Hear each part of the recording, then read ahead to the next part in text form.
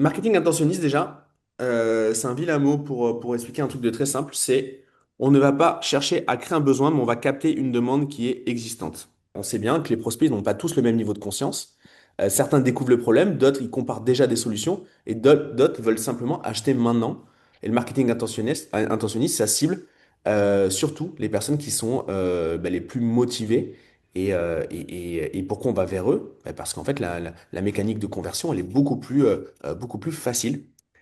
Et il faut savoir aussi que plus un marché est exposé à la pub, plus il devient difficile de convaincre avec des promesses qui sont génériques. Dans le marketing intentionniste, on va le voir, hein, la manière dont on formule le message, aussi bien dans la vente que dans la landing page, c'est très très factuel. On va beaucoup moins parler de bénéfices approximatifs, on va vraiment parler de caractéristiques, ce qu'on nous interdit un petit peu de faire dans le marketing traditionnel.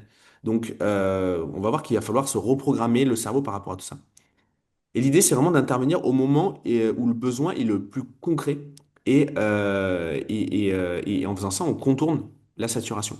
Quand on a, par exemple, serrurier, nuit, Paris, c'est des thématiques sur lesquelles on a bossé déjà. Enfin, Johan a bossé de son côté et moi, j'ai bossé sur des trucs qui ressemblent un petit peu.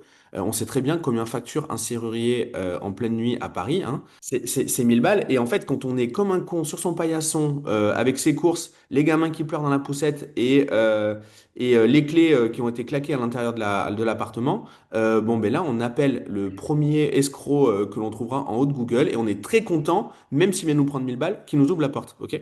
Donc voilà, on comprend vraiment la notion d'urgence quand on prend ce cas-là de serrurier. Ça marche aussi pour le plombier, hein. Débouchage urgent, toilette, je sais pas quoi, on comprend bien hein, l'urgence de se dépatouiller de cette situation. On va essayer de créer pareil. Donc si on n'a pas de business qui entraîne de l'urgence, forcément le marketing intentionniste c'est moins puissant. Hein, on va pas se mentir. Si par contre je vends quelque chose d'extrêmement simple à comprendre et à formuler, ben, Google, ça a du sens. Google, c'est le meilleur ami. Hein. Vraiment, Google, c'est le confident. Donc, comment on va formuler ça dans Google, c'est ce qu'on va essayer de définir aujourd'hui. Quand les prospects ne savent pas encore qu'ils ont le besoin, c'est le marketing d'interruption qui est nécessaire. C'est en opposition au marketing d'intention. L'interruption, pub sur Meta, pub sur YouTube, pub sur TikTok. OK? C'est je suis en train de scroller, on vient m'interrompre. L'intention, j'émets une intention, je fais une recherche. C'est un acte volontaire de la part du prospect. Toute la logique est derrière ça. Hein. Ok, je reviens sur les basiques, mais au moins je veux qu'on clarifie tout ça, les amis. Hein. Question à se poser, les clients cherchent-ils déjà cette solution? Existe-t-il des mots-clés transactionnels? Par exemple, formation WordPress CPF, c'est transactionnel. Ok? Les concurrents sont-ils déjà visibles sur Google? Si la réponse est oui, c'est que le marketing intentionniste est probablement un levier majeur. Et Johan vient de partir, mais il a un truc très vrai. Quand on lui demande est-ce que je dois mettre en place est-ce que je dois mettre en place du Google dans ma stratégie? Johan répond, il dit sur ton mot-clé principal, quand on le tape, est-ce que 80% des gens qui vont tomber sur ta page peuvent acheter? Il le dit mieux que ça, mais ça veut dire sensiblement ça.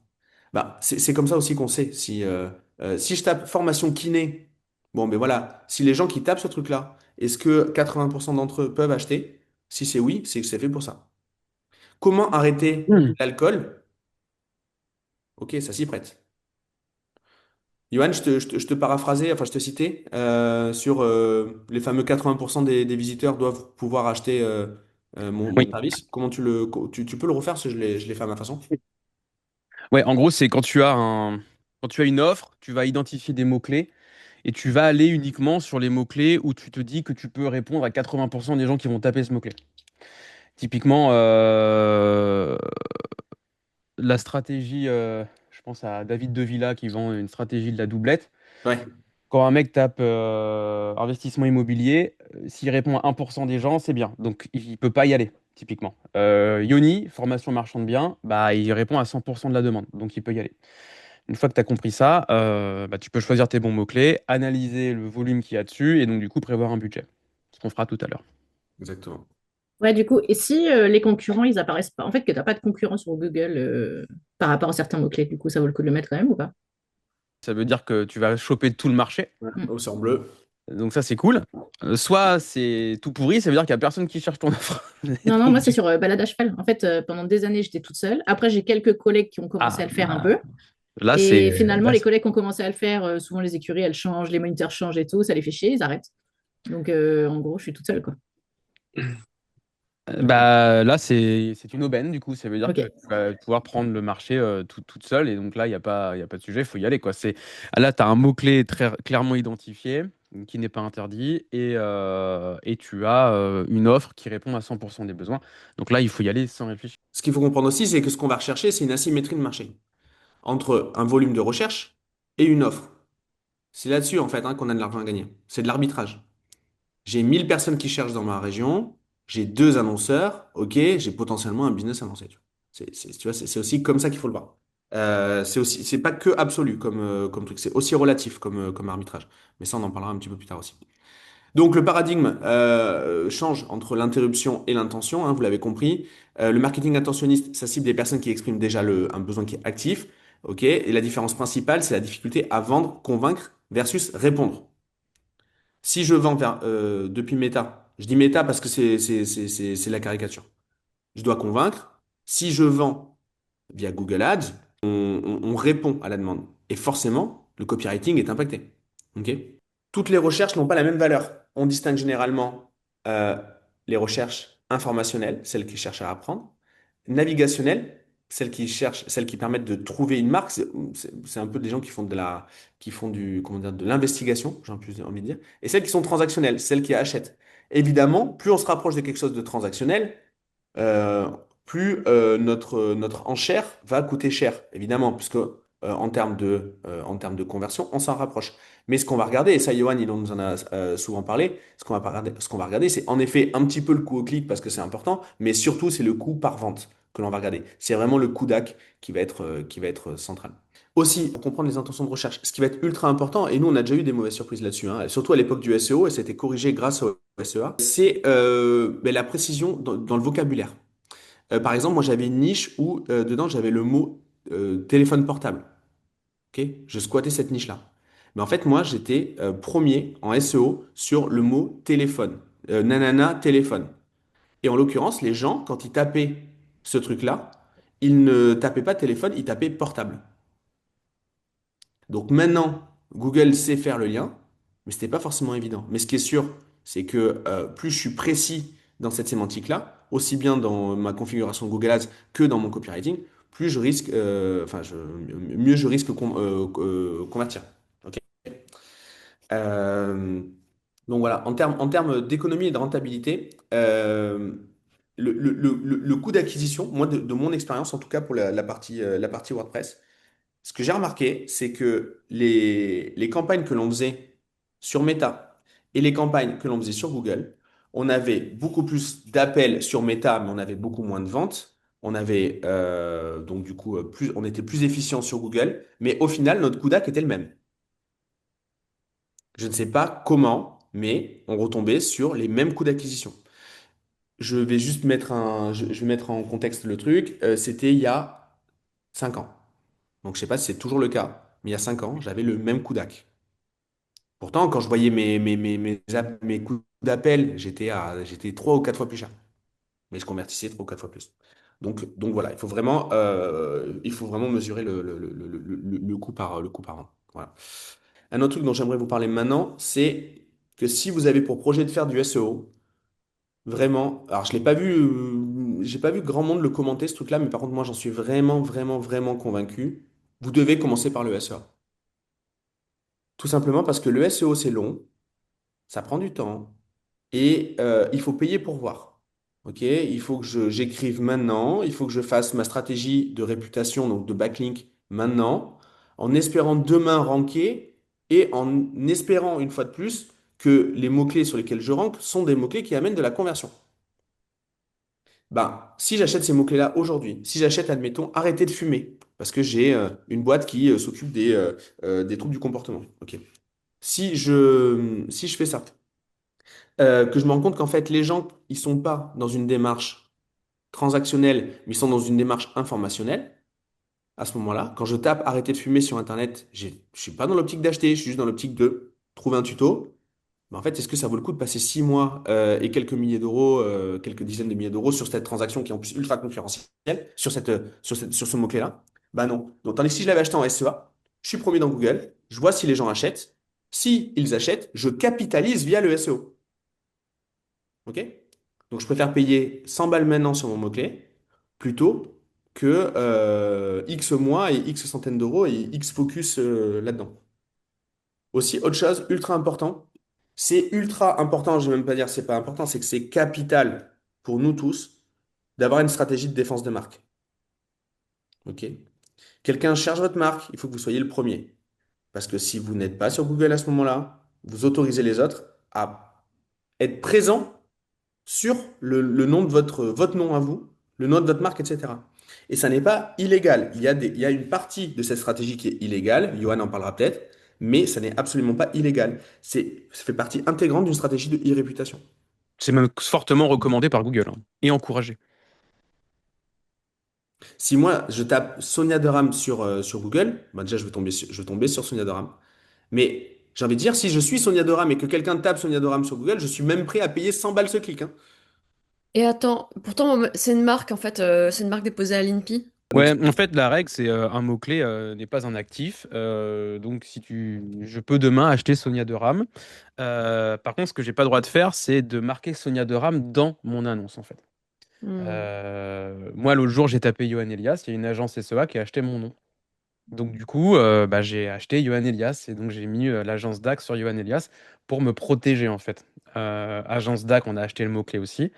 Parce que, en fait, quand tu commences à avoir une. Et pourtant, moi, j'ai pas une grosse notoriété, hein, mais toi, tu en as une beaucoup plus grosse que la mienne. Évidemment que tu as des gens qui vendent des formations en immobilier qui vont acheter ton nom, peut-être, pour te piquer ton trafic intentionniste, quoi. Et très qualifié. Google n'empêche pas de le faire. C'est la loi qui empêche de le faire. On peut le faire, mais c'est interdit par la loi. Tu peux attaquer demain, Yoni achète Sonia Deram et marque Je suis Yoni, c'est mieux que Sonia Deram. Là, tu peux l'attaquer en justice, mais Google ne fera rien. La règle n'est pas une règle de Google, est une règle de la loi. Il y a une jurisprudence entre Interflora et Aquarelle. Ils s'étaient achetés et il y a eu Aquarelle ou FloraJet, on s'en fout. Interflora a attaqué FloraJet et FloraJet a dû payer très cher parce qu'ils avaient utilisé la marque dans leur annonce, en fait. Détournement commercial. Google ne l'empêche pas. Sauf si tu as protégé ta marque auprès de Google, ce qui est un truc aussi long à faire. Donc on peut acheter les mots-clés, ça, il n'y a aucun problème là-dessus, et j'encourage à le faire sur certains business, pas tous. On peut mettre le mot-clé dans l'annonce, ça je le déconseille complètement, c'est vraiment, il faut surtout pas le faire, mais on peut le faire, parce que là on s'expose à des poursuites judiciaires. hmm. Je te donne le cas typique. C'est Jean Laplace qui a eu le cas il y a quelques années. Si, admettons, tu vas voir ton concurrent, ben, je dis n'importe quoi, tu vas voir Yoni. Yoni, ben, c'est Johan qui gère les campagnes de Yoni. Il a acheté ton nom. Il a acheté Sonia Deram. Toi, tu vas le voir, tu dis, bon, écoute, frérot, là, bah, en fait, je vais te foutre un procès. Et nanani, nana. Ce qu'ils vont te dire, c'est, ah, ben désolé, on n'a pas fait exprès, on a acheté ton mot-clé en large. C'est-à-dire qu'on a tapé formation immobilier, Google a compris que tu faisais partie de ce champ sémantique, et donc, du coup, Oui. il a acheté d'office. Donc, c'est de la mauvaise foi, mais tu n'as aucun moyen de le vérifier. Donc, en fait, si tu es présent sur ton nom en exact, enfin, bon, après, Johan expliquera exactement tous ces termes-là, mais en fait, tu protèges ta marque. Et en Mm. vrai, c'est pas pour les quelques euros que ça va te coûter à l'année versus les emmerdements. Puis surtout, une vente. Si on vient te la chercher, tu as fait ce travail de nurturing pendant des mois. Tu as fait des webis, tu as payé des ads sur Meta, t'as fait tes VSL, tu as fait ton follow-up, ton closer, il a appelé 47 fois. Nana, le mec est prêt à acheter. Il va juste vérifier une dernière fois sur Google, c'est qui déjà Sonia Deram, et tu te fais doubler dans la file. Ça, c'est relou, tu vois. Mm. Et après, il y a ce qu'on appelle le gentleman agreement que tu peux faire qui marche sur certains marchés. C'est de contacter tous tes concurrents et de dire, bon, bah écoute, tu m'achètes pas, je t'achète pas, et je m'engage à mettre ton mot-clé, ton nom en négatif sur mon compte. C'est-à-dire que tu vas dire à Google, je ne veux pas apparaître sur les mots-clés de mes concurrents. Et les deux font ça et ça permet de ne pas venir s'emmerder, quoi. Ça se fait sur pas mal de marchés. Alors, il y a des marchés, les mecs s'en foutent, c'est la guerre. Mais il y en a où on peut négocier avec ses concurrents en disant, bon, bah, exclus-moi, je t'exclus. Dernier point, et après je laisse la main. Il ne faut pas voir, mais comme tout ce qu'on voit dans le mastermind, hein, en tout cas, vous le savez, hein, quand on parle de marketing evergreen, en face, on essaie d'opposer le marketing de momentum, c'est une connerie. Il faut faire les deux.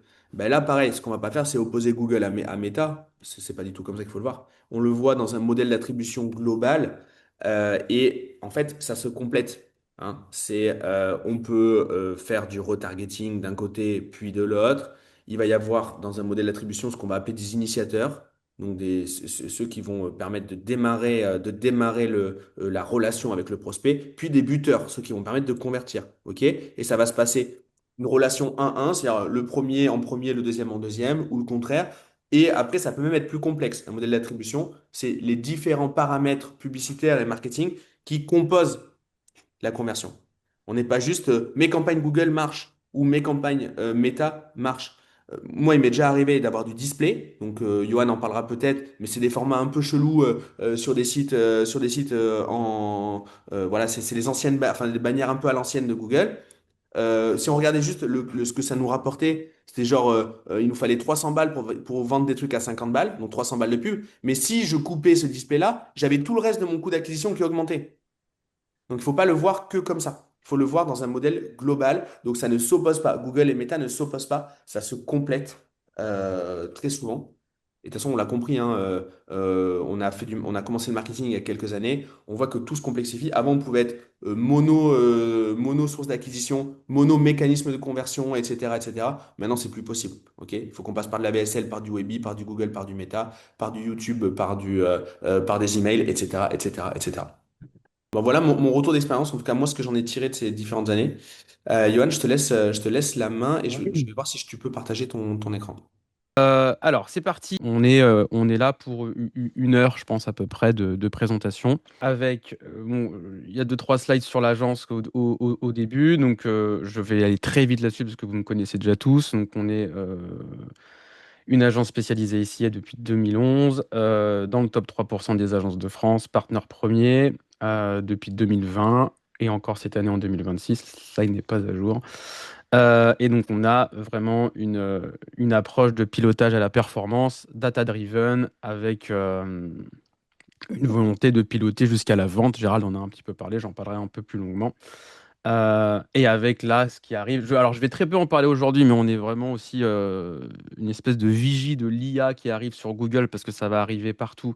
Le search dans l'IA à la fois pour le SEO et pour le SIA. Mais bon, je vais en parler assez peu aujourd'hui parce que c'est pas encore là et j'aurai peut-être l'occasion de refaire une présentation sur le sujet dans quelques mois. Ouais, bon, ça c'est, je passe là-dessus assez vite. Ok. Donc Google. Donc Google Ads, c'est la plateforme publicitaire de Google. Je rappelle que, pour donner un peu de contexte, que Google, 60 à 70% de son chiffre d'affaires vient du search marketing, donc du marketing d'intention. Donc c'est énorme du groupe Alphabet. Hein.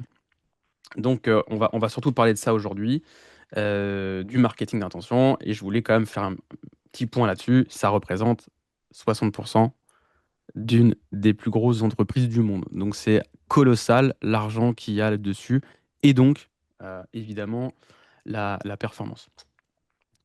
Donc aujourd'hui l'idée ça va être de comprendre comment ça fonctionne. On va ouvrir le capot de Google Ads et du search surtout pour que vous puissiez vraiment comprendre comment ça fonctionne, les enchères, les mots-clés, comment bien rédiger des annonces, comment choisir ces mots-clés, comment choisir ces enchères et comment piloter tout ça. Et maîtriser évidemment les KPI essentiels de Google Ads parce qu'il y en a beaucoup. Je pense qu'à un moment donné, j'ouvrirai un compte où il y a du volume pour qu'on puisse aller voir ça. Nickel. Alors, donc du coup, Google. Donc, comme je le disais, la majorité du trafic de Google, enfin du business de Google, repose sur le marketing d'intention. Je vais juste reprendre un peu de hauteur. Google Ads, permet de faire du marketing d'intention. Donc, vous l'avez compris, le marketing d'intention, c'est le search. C'est quand je suis sur Google et que je tape un mot-clé, je fais du marketing d'intention. Je vais chercher du trafic sur des gens qui cherchent un service, un produit, quelque chose. Mais Google fait aussi du marketing d'interruption. Et c'est en ça que c'est une machine assez complexe. C'est qu'ils font pas, c'est pas que de l'intention. Il y a l'intention. On va surtout parler de ça aujourd'hui parce que, effectivement, comme le disait Gérald, le marché de l'infoprenariat a un gros retard là-dessus. Euh, Par contre, le marché de l'infoprenariat a une grosse avance sur YouTube et une grosse avance sur Meta, contrairement aux autres annonceurs. Par exemple, si on prend le e-commerce, c'est l'inverse. C'est-à-dire que le e-commerce, ça fait déjà 20 ans qu'ils font de l'intention. Par contre, ils commencent tout juste maintenant à faire du Meta et du YouTube Ads, en fait. Donc, on est vraiment à l'inverse, en fait. Donc, Google, il y a les deux. Il y a effectivement de l'intention, mais il y a aussi de l'interruption avec la publicité sur YouTube, la publicité sur Gmail, la publicité sur le réseau de display. Quand vous allez demain sur Le Bon Coin, regardez les bagnoles, sur le côté, vous avez des bannières. Ça, c'est du Google et c'est du marketing d'interruption, un peu comme vous l'avez sur Meta. Donc, Google permet de faire les deux. Aujourd'hui, on va se concentrer surtout sur l'intention. Voilà, plus de 200 milliards de dollars de revenus publicitaires annuels pour Google. C'est énorme. Alors, comment ça fonctionne? Euh, Sur Google, du coup, vous allez payer au clic. C'est-à-dire que l'annonceur va positionner une annonce sur un mot-clé, va dire je veux acheter formation marchand de biens. Plusieurs annonceurs vont le faire. Et là, à un moment donné, un internaute va taper formation marchand de biens. Et là, Google lance l'enchère et va aller classer les annonceurs en fonction de tout un tas de paramètres que je vais détailler juste après. Les annonces s'affichent, l'internaute clique sur une annonce, l'annonceur paye une somme à Google, qui a été définie par tous les autres paramètres avant. Le fait d'afficher votre annonce sur Google n'est pas payant. Vous ne payez pas. Vous payez que s'il y a un internaute qui clique sur votre annonce. Ça, vous le savez déjà. Je vais aller assez vite. Donc, le concept fondamental, capturer la demande existante. Marketing d'intention, intent marketing. Donc, contrairement aux publicités qu'on est habitué à voir partout et qu'on voit depuis qu'on est gamin, la télé, la radio, l'affichage dans la rue, on est sur des publicités qui veulent venir créer un besoin. Ah putain, j'avais pas vu ça, trop bien, je vais aller l'acheter. Google Ads, c'est l'inverse, c'est-à-dire qu'on va aller capter une demande qui existe déjà. On a une intention claire et immédiate. Plombier Paris, on aurait pu mettre serrurier Paris. On va aller poser une annonce. Et c'est ça, du coup, qui rend Google extrêmement puissant, c'est qu'on va aller répondre à un besoin qui est formulé. L'inconvénient de ça, c'est qu'évidemment, du coup, il y a une concurrence qui est colossale et que les clics sont très chers. C'est-à-dire qu'on ne va pas payer les clics 1 centime ou 2 centimes ou 10 centimes comme sur du Meta ou sur du Google Display ou sur du YouTube. On peut les payer 1, 2, 3, 4 euros en fonction du marché. Serrurier Paris, c'est 35 euros le clic. Une personne qui a cliqué sur l'annonce, c'est 35 € le clic. J'ai vu certains marchés où ça monte à plusieurs centaines d'euros. Typiquement sur le CRM, quand tu te bats contre Salesforce, qui ont des budgets colossaux et qui gagnent 20, 30, 40 000 euros par contrat signé, ils sont prêts à payer 100 euros le clic. Donc voilà, vraiment des logiques complètement différentes euh, de Meta ou de YouTube Ads. Parce que quand tu payes 100 euros le clic, on va en parler dans l'après-midi, je pense, la qualité de la landing page, la qualité des closers derrière est primordiale. Parce que quand tu fais venir un mec à 100 euros sur ton site, le taux de transformation, s'il est à 5% et il est à 8%, l'impact business est colossal derrière. Ok, donc ça, Gérald l'a dit tout à l'heure, donc je vais aller vite, hein. 3 niveaux d'intention de recherche: navigationnel, informationnel, transactionnel. Donc navigationnel, je cherche à me connecter à un site. Informationnel, comment je vais créer un site web. Et transactionnel, je veux acheter quelque chose. Évidemment, la transaction, c'est là où on va avoir les meilleurs taux de transfo, mais c'est là où les CPC vont être très chers. Informationnel, les CPC coût par clic, hein, sont beaucoup plus bas, mais évidemment, les taux de transfo sont plus bas. En fait, on est dans une logique, si vous avez fait un peu d'économie, on est dans une logique typique d'offre et de demande. Le prix euh, va être fixé en fonction de l'offre et de la demande. Et évidemment, plus le mot-clé est qualifié, plus on va avoir de la volonté d'aller se positionner dessus, parce qu'on va retirer de la valeur de ce clic. Et ensuite, du coup, bah, on va payer plus cher le clic. En fait, Google, ils sont très malins, hein. Ils vont regarder quelle est la valeur moyenne du clic qu'il y a sur un mot-clé. Donc typiquement, euh, Facebook connexion, la valeur de ce clic, elle est quand même pas très élevée parce que les gens veulent se connecter sur Facebook et sont pas du tout dans une démarche d'achat. Acheter l'iPhone 15, évidemment, les gens qui tapent ça sont là avec leur carte bancaire prêts à dépenser 1000 balles. Donc la valeur du clic d'un mot-clé transactionnel peut être 10, 15, 20 fois plus élevée qu'un clic de navigation Et donc le prix derrière est reflété par ça, quoi.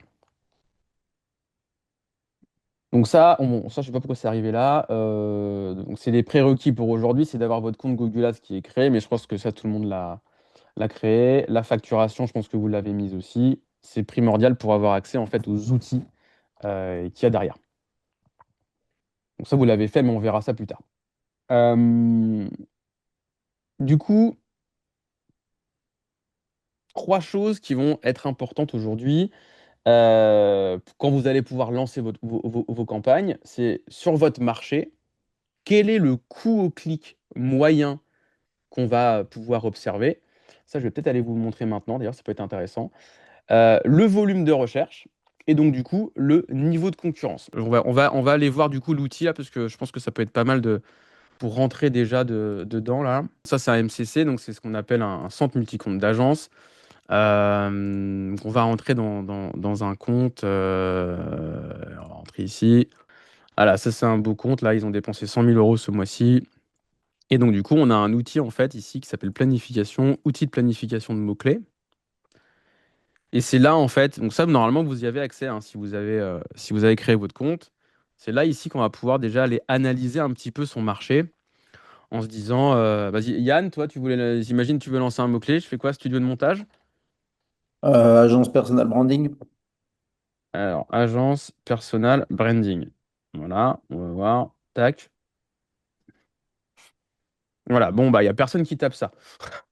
Parfait. On va rajouter personal branding pour voir. Donc voilà, donc là déjà, personal branding, il y a un peu plus de monde. Donc, agence personal branding, ce qu'il nous dit, c'est qu'il n'y a que 90 personnes qui tapent ça par mois environ et que ça coûte entre 1 € et 4 € le clic. Voilà. Par contre, évidemment, ces 90 personnes, tu as quand même peut-être envie de les toucher parce que tu réponds, toi, 100% aux besoins de ces personnes-là. Et personal branding, 4 400 personnes tapent ça. Et évidemment, la valeur derrière du clic est beaucoup moins élevée. Donc, ça coûte beaucoup moins cher. Tu vois, juste le fait d'ajouter le mot agence dans ton mot-clé va multiplier par 4 le prix du mot-clé. Parce que, évidemment, l'intention du gars qui tape ça et l'intention de celui-ci, pas du tout la même derrière. Là, ça peut être un clampin qui veut savoir ce que c'est que du personal branding. Là, le gars veut absolument une agence. Donc, évidemment, c'est beaucoup plus qualifié. Donc, typiquement, tu peux acheter les deux mots-clés.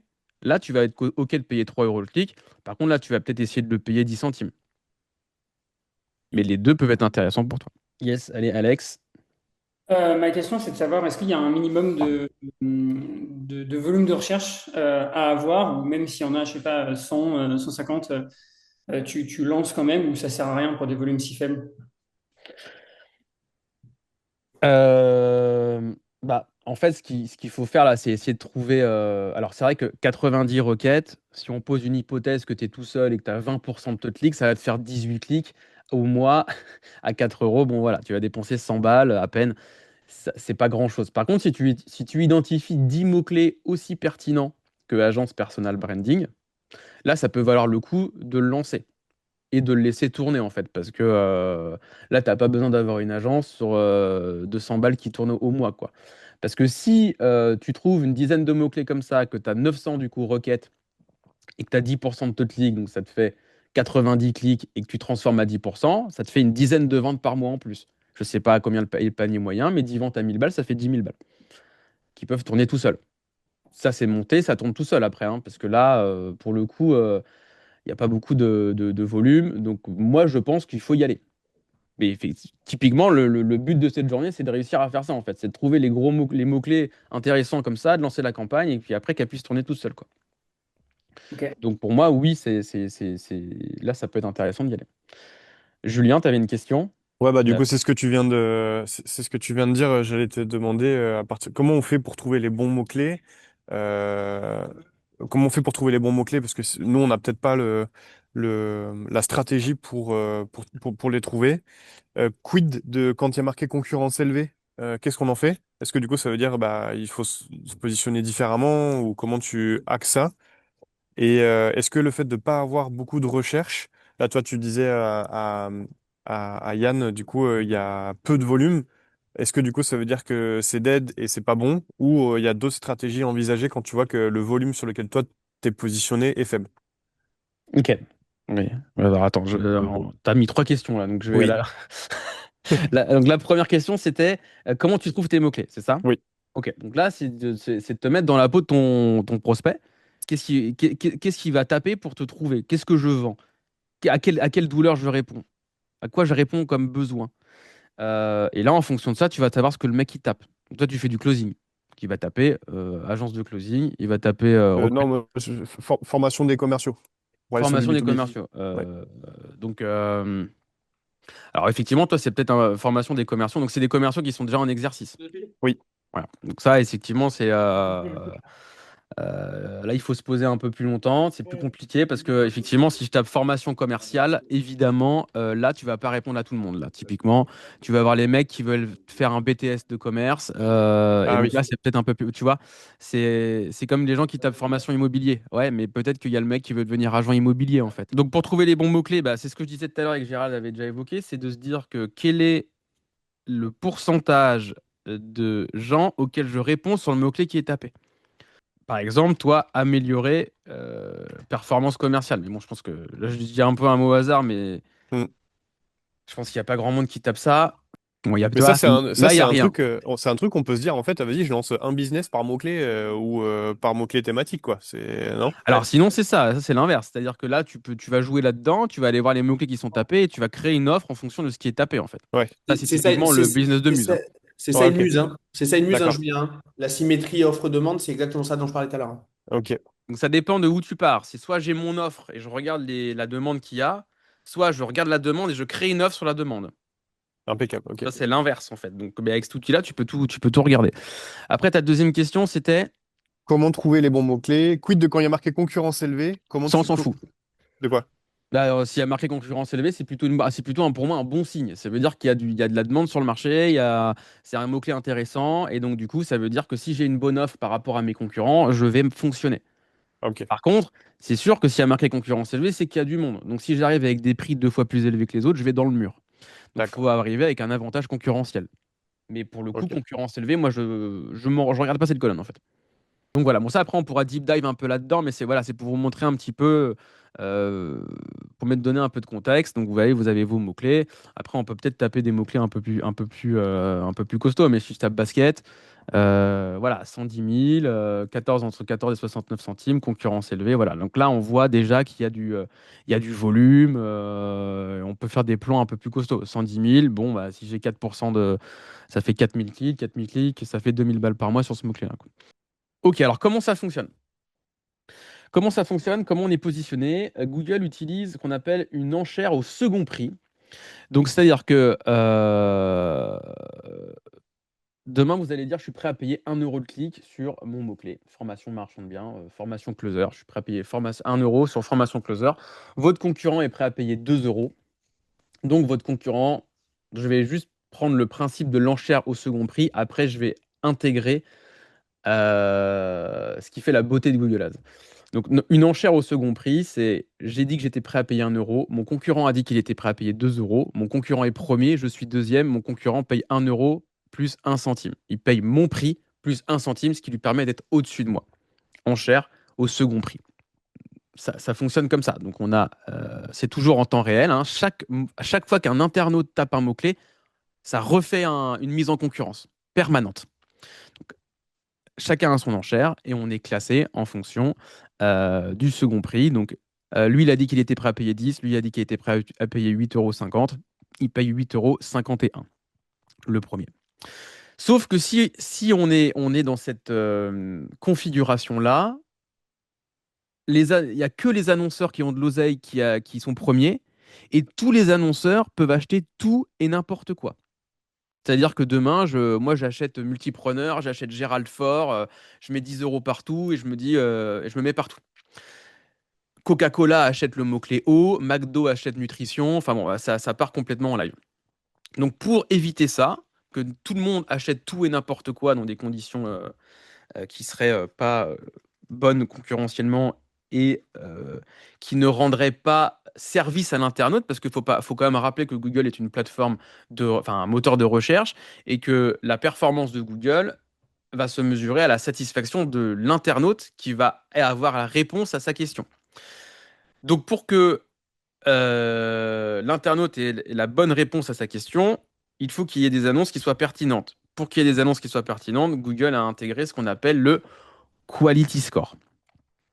Le Quality Score, c'est sur chaque mot-clé, on va avoir une note entre 1 et 10. Cette note va être fonction de milliers de paramètres, mais qu'on va pouvoir mettre sous trois grosses thématiques. Un, le fait de retrouver le mot-clé dans l'annonce. Donc si j'achète le mot-clé chaussure et que de mon annonce c'est marqué string panther, ça va pas. C'est-à-dire que c'est pas cohérent. Le mot-clé acheté n'a rien à voir avec l'annonce. Donc pertinence de la cohérence entre le mot-clé acheté et l'annonce rédigée. Ensuite, le taux de clic. C'est-à-dire que sur 100 personnes qui tapent le mot-clé, quel est mon taux de clic?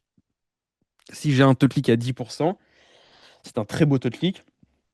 Je vais avoir tendance à avoir un niveau de qualité, un quality score qui est plus élevé. Et ensuite, c'est la pertinence de ma page. C'est-à-dire que si j'achète le mot-clé basket, que dans mon annonce il y a marqué basket, mais que sur ma LP il n'y a pas de basket, évidemment, je vais avoir un taux de rebond qui va être très élevé. Le taux de rebond, c'est le fait de revenir sur Google après avoir cliqué sur l'annonce. Google n'est pas content. Et là, il pénalise. Il dit, tu as fait une publicité, tu as un bon taux de clic, c'est bien, mais derrière, c'est déceptif. Je te punis. Tu as un quality score qui est plus faible. Donc, un annonceur qui a une meilleure qualité d'annonce, qui a une belle page, qui a un beau taux de clic, peut être premier et payer moins cher que le deuxième. Donc voilà tout l'intérêt d'avoir des belles annonces, de bien sélectionner ses mots-clés, d'avoir des structures de campagne qui sont bien construites pour que quand vous tapez un mot-clé, l'annonce soit cohérente avec le mot-clé et la landing page soit cohérente avec le mot-clé et l'annonce. Là, vous maximisez ce qu'on appelle le quality score et donc du coup, ça maximise ce qu'on appelle l'AdRank. En fait, Google comment il mesure ça après? C'est l'annonceur 1 a dit qu'il était prêt à payer 8,50 €. L'annonceur 2 a dit qu'il était prêt à payer 10. Si l'annonceur 1 a un niveau de qualité à 1, il a un AdRank de 10. 10 fois 1. Si lui, il a dit qu'il était prêt à payer 8,50 € mais qu'il a un niveau de qualité à 10, il a un AdRank de 85. 8,5 fois 10. Donc lui qui est prêt à payer 8,50 €, son AdRank est 8,5 fois plus élevé que celui qui a mis la grosse enchère. Il est premier, il paye que dalle, et lui il est deuxième et il paye 9 balles, quoi. Et c'est tout. Donc là, ça me permet d'introduire ce qu'on disait tout à l'heure avec la marque. Demain, je suis multipreneur, je m'appelle Yann Second, j'achète Yann Second. Donc évidemment, j'ai marqué Yann Second dans mon annonce, j'ai marqué Yann Second dans la landing page, et c'est le mot-clé. Si moi j'arrive avec mes gros sabots, je suis Johan Elias et j'achète Yann Second, évidemment, c'est pas dans mon annonce, c'est pas sur ma landing page, j'essaie juste de piquer du trafic. Yann, lui, il va payer son clic 10 centimes, moi je vais le payer 3 euros. Et lui, il va être premier et moi je vais être deuxième. Parce que Yann, il a un AdRank de 2000 et j'ai un AdRank de 2 parce que en fait, je suis pas du tout cohérent. J'ai un mauvais taux de clic parce que c'est pas moi qu'on cherche. Donc c'est pour ça que quand quelqu'un nous achète, le fait de s'acheter, ça le détruit tout de suite puisque il n'a plus aucune cohérence, le mec. Il y a aussi Google qui a ajouté il n'y a pas très longtemps le fait d'avoir des extensions. Alors je vais vous montrer ce que c'est que des extensions. Les extensions, c'est quand vous avez des petits liens bleus des fois qui sont sous les annonces ou un numéro de téléphone j'ai rien à trouver quand même pour vous expliquer vraiment qu'il n'y a pas extension Google Ads. Hop, je vais vous montrer les extensions. Voilà, les extensions, on va prendre ça, c'est un bon exemple. Ça, tout ça là, ça c'est une extension, ça c'est une social extension. Alors c'est vieux, c'est Google+, hein. Ça c'est des extensions d'avis, voilà. Toutes ces petites extensions là, le fait de les mettre, On pourrait se dire ça coûte plus cher parce que je mets des extensions. Non, c'est l'inverse. Là, c'est des extensions de prix, ça, par exemple. Le fait de mettre des extensions, Google nous récompense et va nous faire payer moins cher. Donc, j'ai mon enchère, mon quality score à 10, et plus j'ai d'extensions, il faut qu'elles soient bien rédigées, plus Google va s'attendre à un taux de clic qui est élevé et va récompenser et va monter la drang de l'annonceur. Mais l'intention, c'est que si tout le monde met des extensions, la place que prend la publicité sur la page est beaucoup plus élevée. Le SEO descend et donc du coup, ça permet à Google de maximiser ses revenus en fait. Parce que quand sur une page, tu as la moitié de la page qui est de la publicité, une annonce avec extension, ça prend beaucoup de place. Une annonce sans extension prend peu de place. Donc le fait de mettre des extensions, Google, il te dit bah merci parce que grâce à toi, les liens naturels SEO où je gagne 0 € sont relégués beaucoup plus bas. Donc tu me permets de gagner plus d'oseille. Et là, on le voit, hein. Donc là, c'est 4 annonces avec beaucoup d'extensions. Le SEO, il est sur le second écran. On le voit même pas, quoi. Voilà, donc voilà le principe de Google. Donc enchère au second prix, multiplié par un niveau de qualité qui dépend majoritairement du taux de clic, multiplié par le fait de mettre des extensions et donc de bosser à fond ses publicités. En fait, j'ai pas compris sur le système d'enchères. Donc, tu dis le premier, en fait, il va payer juste 1 centime de plus que ce que le deuxième a mis. Mais le deuxième, du coup, il paiera quand même 8,50 €. C'est ça? Non, il va payer 1 centime de plus que le troisième, du coup. Ah, ok. Et du coup, si tu as 15 personnes, tu as les 15. Bah, en fait, le prix que tu payes dépend toujours du prix que celui qui est derrière toi il a mis en fait. Donc si Et- tu es troisième, tu vas payer 1 centime de plus que l'enchère du quatrième. Ok, d'accord. Si tu es Et, cinquième, tu vas payer 1 centime de plus que l'enchère du sixième. ok. Et Alors du coup, ça, le c'est le tarif, principe toi, théorique de base, hein. Après, dans les faits, c'est pas toujours comme ça, hein. et toi, comment tu détermines le budget? Enfin, moi, par exemple, sur la partie balade achat, comme je suis toute seule, comment on détermine le budget, du coup? Alors ça, c'est une question intéressante. Google, parce que là, on pourrait se dire, bah ouais, mais si je suis tout seul, du coup, je paye 1 centime. Bah non, parce qu'en fait, Google, Google, il y a ce qu'on appelle sur Google, ça on en parle très peu, des prix planchers. Ok. C'est-à-dire que Google va se dire, OK, Jessica, elle est dans le domaine du cheval. On remarque que au global, sur la France, les gens qui sont sur ce domaine-là, en moyenne, ils vont payer 1 €, donc le prix plancher du marché est de 50 centimes. Donc elle ne Ok. paiera pas moins de 50 centimes sur ce marché-là, en fait. Et Ils te font, chaque mot-clé, en fait, ils le catégorisent dans une niche de marché. Même si tu es tout seul, tu ne paieras pas 1 centime. Tu vas payer, d'ailleurs, on peut faire le test, hein. et comment, en fait, tu le sais à quel moment que ton prix plancher? Ah bah, là, ici, là. Ah oui, d'accord. En fait, quand tu vas monter un compte, tu vas toujours aller faire joujou dans cet outil pour D'accord. te dire, OK, balade à cheval, OK, bon, bah voilà, tu vas payer, tu paieras pas moins de 30 centimes. Ouais, d'accord. Ok. Et après, donc là, je me suis mis sur la France, mais même si je me mets chez toi, s'il n'y a personne, le prix plancher en France, c'est 30 centimes. Ça sera 30 centimes. Ouais. Ok. Et du Alex? coup, ouais, Ah, donc, pardon, vas-y, avec en fait, Jessica. donc, du coup, tu mets ton budget par jour et c'est Google qui va te dire, bon, bah, minimum, tu paieras 30 centimes par.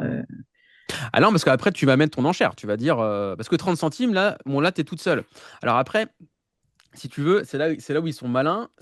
Même si tu es tout seul et tu lui dis, je veux payer 30 centimes, eh ben, il va peut-être te diffuser qu'une fois sur deux. Ok. Parce qu'il y a effectivement le fait d'être tout seul, mais il y a le taux d'impression. Ouais. C'est sur 100 requêtes qui sont tapées, combien de fois je suis imprimé. Et c'est là qu'il est malin. Parce que tu peux très bien être tout seul, il va te dire, bah écoute, t'es prêt à payer 30 centimes, t'es toute seule, effectivement, mais moi je vais t'imprimer que 20% du temps. Tu veux être imprimé 50% du temps, bah tu mets une enchère à 50 centimes. Mais Essaye du de... coup, si il m'imprime qu'une fois sur deux, mais que de toute façon, le premier résultat SEO, c'est moi, c'est pas grave. Ou est-ce que ça peut être comme Meta et qui dit, ah non, si tu étais prêt à payer une fois, bah du coup, enfin, parce que Meta, il me semble que Alors genre, si non, tu mets tes posts et que tu les sponsorises, il y avait eu une histoire comme ça qu'il fallait pas sponsoriser ses posts, sinon après l'algo te défonçait. ouais, non, bah Non, alors sur là, Google, ils le font pas. non, enfin, s'ils le font, ils se font démonter par les autorités de la concurrence parce que ça voudrait dire qu'en fait, ils modifient les résultats naturels Ok.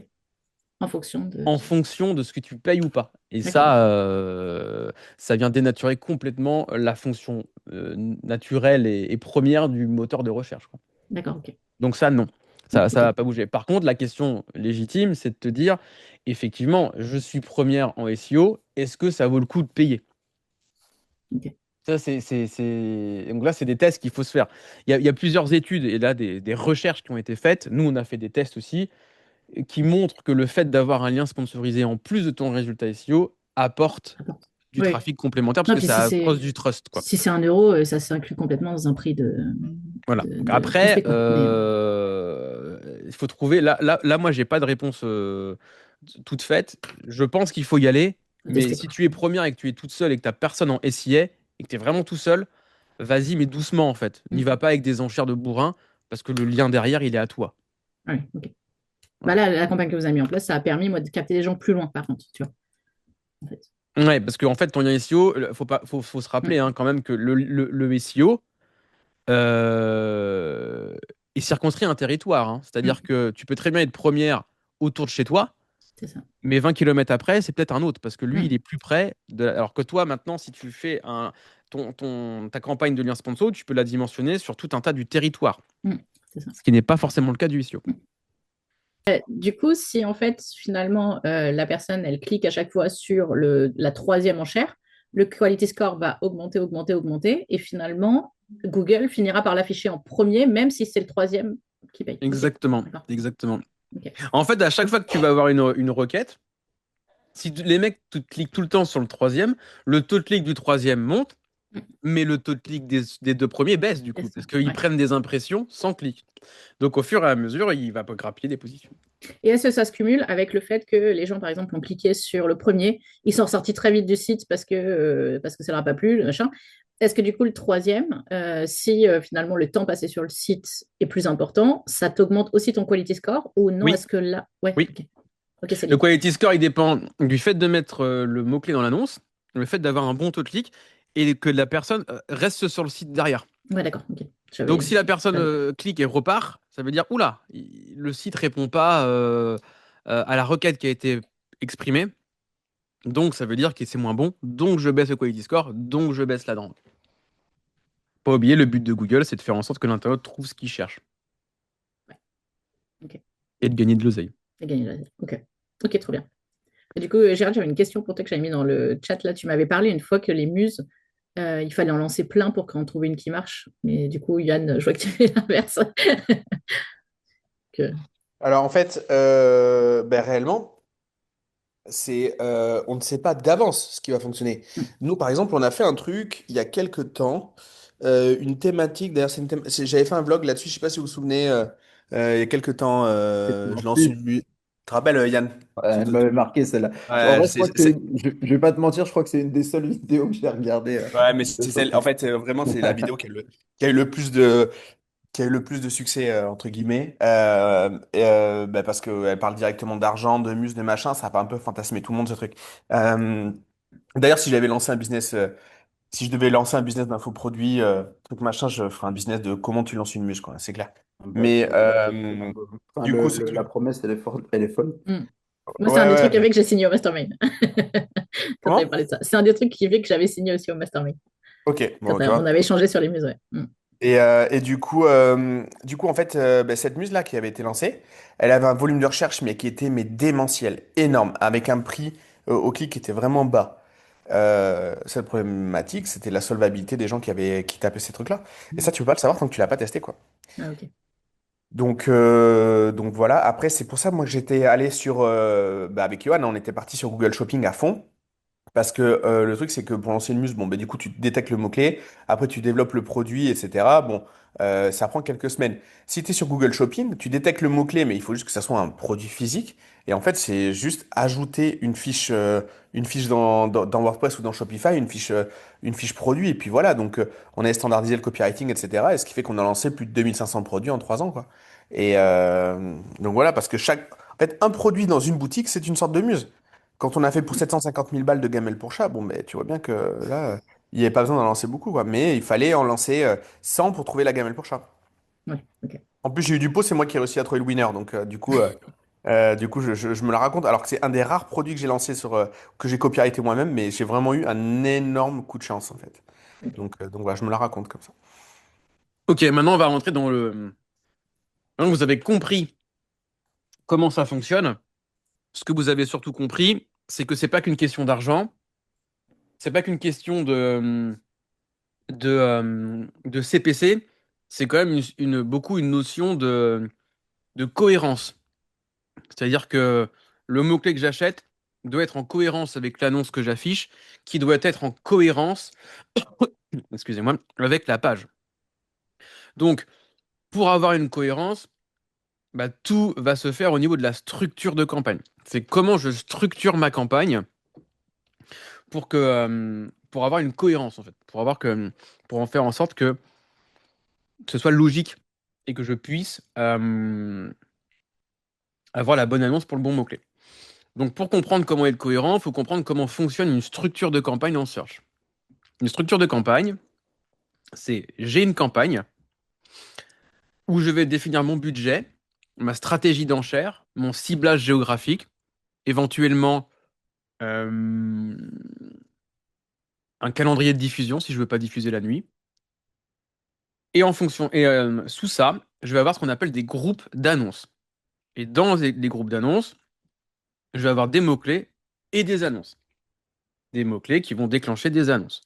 Donc un groupe d'annonces, typiquement, je vais avoir un groupe d'annonces syndrome rotulien. Je vais acheter le mot-clé syndrome rotulien. Et dans mon annonce, on est l'agence EBP, on vous montre les meilleures méthodes pour soigner le syndrome rotulien.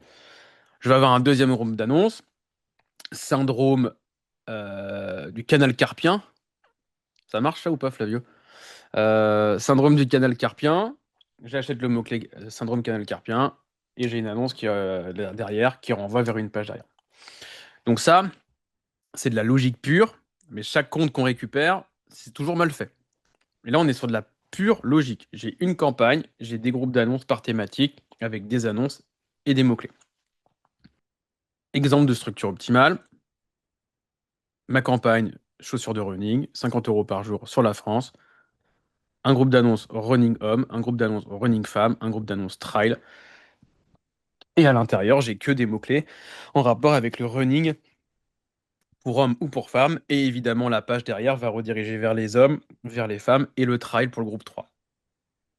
Quand vous allez, du coup, je vais rentrer après dans un compte pour vous montrer en détail, mais là, je fais la big picture. Donc, vous avez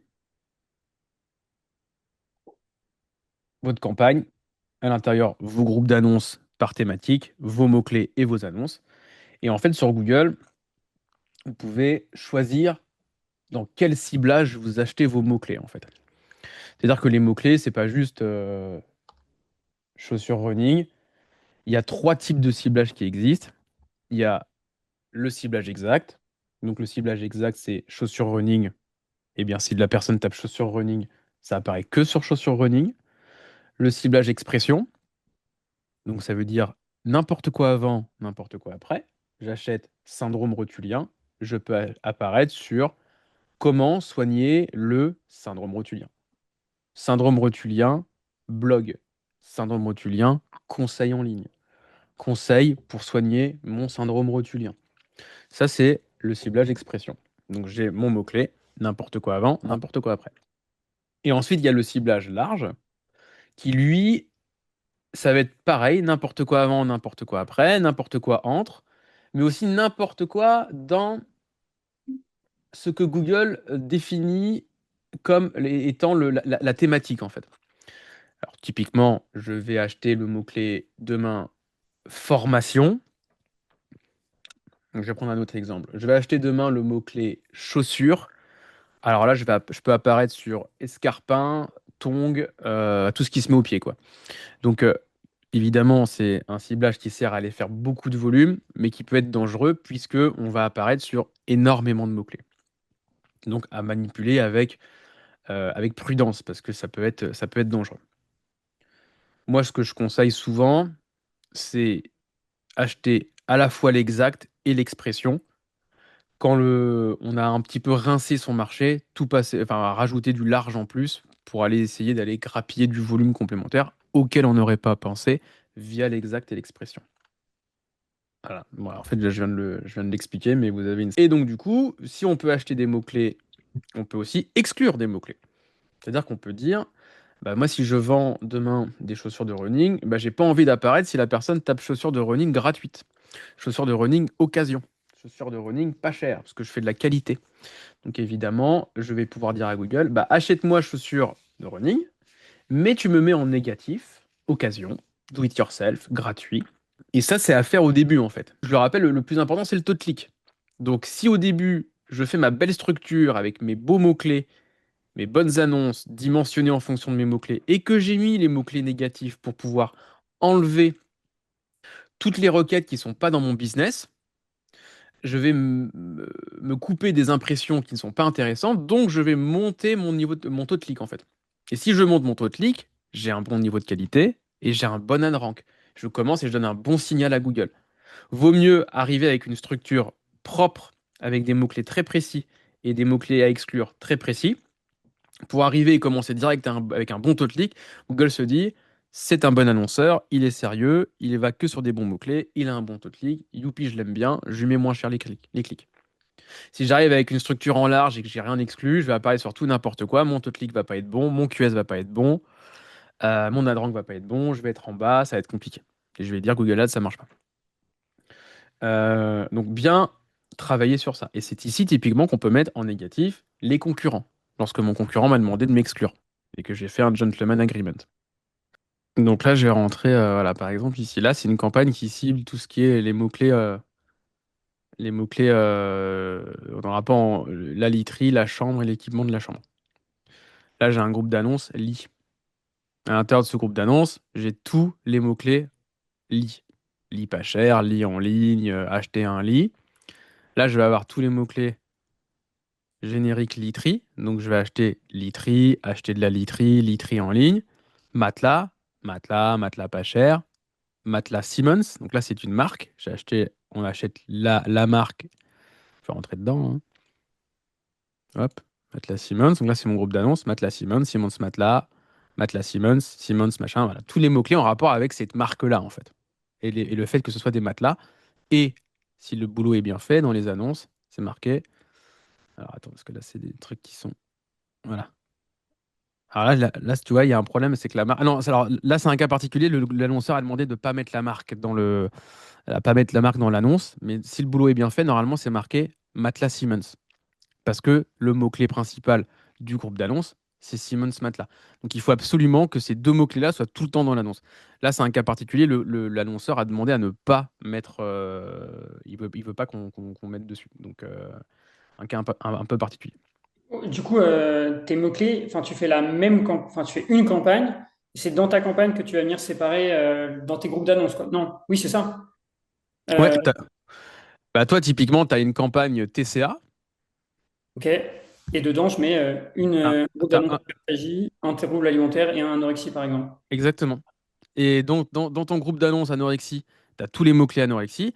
Dans ton annonce, tu as marqué combattez l'anorexie, programme anorexie, nanana, et tu arrives sur une page qui ne parle que d'anorexie.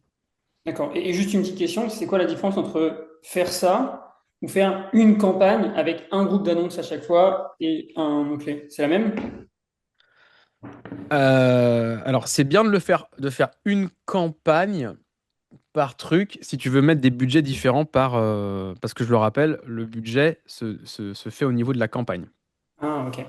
Donc si demain tu dis ouais mais moi je veux mettre 200 balles sur le TCA, 200 balles sur l'anorexie, 200 balles sur l'obésité, bah là tu fais par campagne. Si tu t'en fous du budget, moi je conseille de faire une seule campagne. Pourquoi? Parce que Google aime la concentration de données. Et la donnée se concentre au niveau de la campagne. Donc si ta donnée est concentrée sur ta campagne, il va préférer.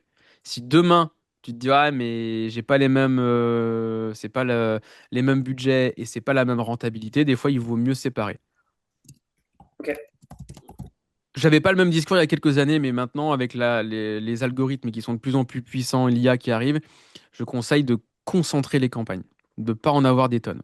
Ça sert à rien, parce que Google, il aime pas. Ok. D'ailleurs, sur ce compte-là, quand je l'ai repris, c'est un compte que je gère depuis une quinzaine d'années. Au début, on avait peut-être 200 campagnes qui tournaient. Là, aujourd'hui, on en a, voilà, on en a 10, quoi. Tout est concentré, en fait. Ok. Et là, pareil, si je rentre là-dedans, Meubles design, canapé, en générique, canapé convertible, tapis, meubles de créateur, banquette. Voilà. Donc, en fait, c'est à chaque fois, c'est une thématique. La thématique a des mots-clés et des annonces en rapport. Ouais, du coup, c'est ça, on est d'accord. Ça veut dire que là, pour chacun, par exemple, meuble générique ou meuble design, tu vas avoir une annonce spécifique. Oui, Le texte va être différent et oui, après, le lien peut être le même ou pas. Ça dépend en fonction de exactement. toi, ce que tu as envie, quoi. Mais En fait, la logique, c'est de se dire, est-ce que dans l'annonce, je peux mettre la même chose sur ces deux mots-clés? Syndrome reptilien et syndrome du canal carpien, tu peux pas avoir la même annonce parce que ça n'a rien à voir en fait, ça touche pas à la même chose. Donc tu es obligé de faire deux groupes d'annonces différents. Là où il pourrait y avoir un basket running, bon bah si la personne tape basket running femme, vaut mieux avoir un groupe d'annonces femmes et hommes parce que tu vas pas rediriger vers les mêmes pompes derrière. Et après ça, attention, hein, une structure évolue, hein. C'est-à-dire que là on part sur un truc. Là au début, meuble design il n'existait pas. J'avais tout mis dans meuble. Mais vu que j'ai vu que meuble design ça faisait du volume, et ben je l'ai séparé tout seul pour lui faire une annonce tout seul et avoir une page toute seule. En fait, tu fais évoluer après ta structure. Mais à la base, tu as ta campagne meuble, ta campagne, enfin ton groupe d'annonces meuble, canapé, tapis, banquette. Et après, tu vas peut-être en faire d'autres parce que quand tu vas voir qu'il y a du volume de trafic qui est un peu fort sur un mot-clé, tu te dis, ah putain, là, je peux améliorer. Je peux aller chercher des annonces un peu plus fines dessus. Toujours pareil, dans cette logique d'amélioration du niveau de qualité, des taux de clic et des taux de transformation. Yes, Yann.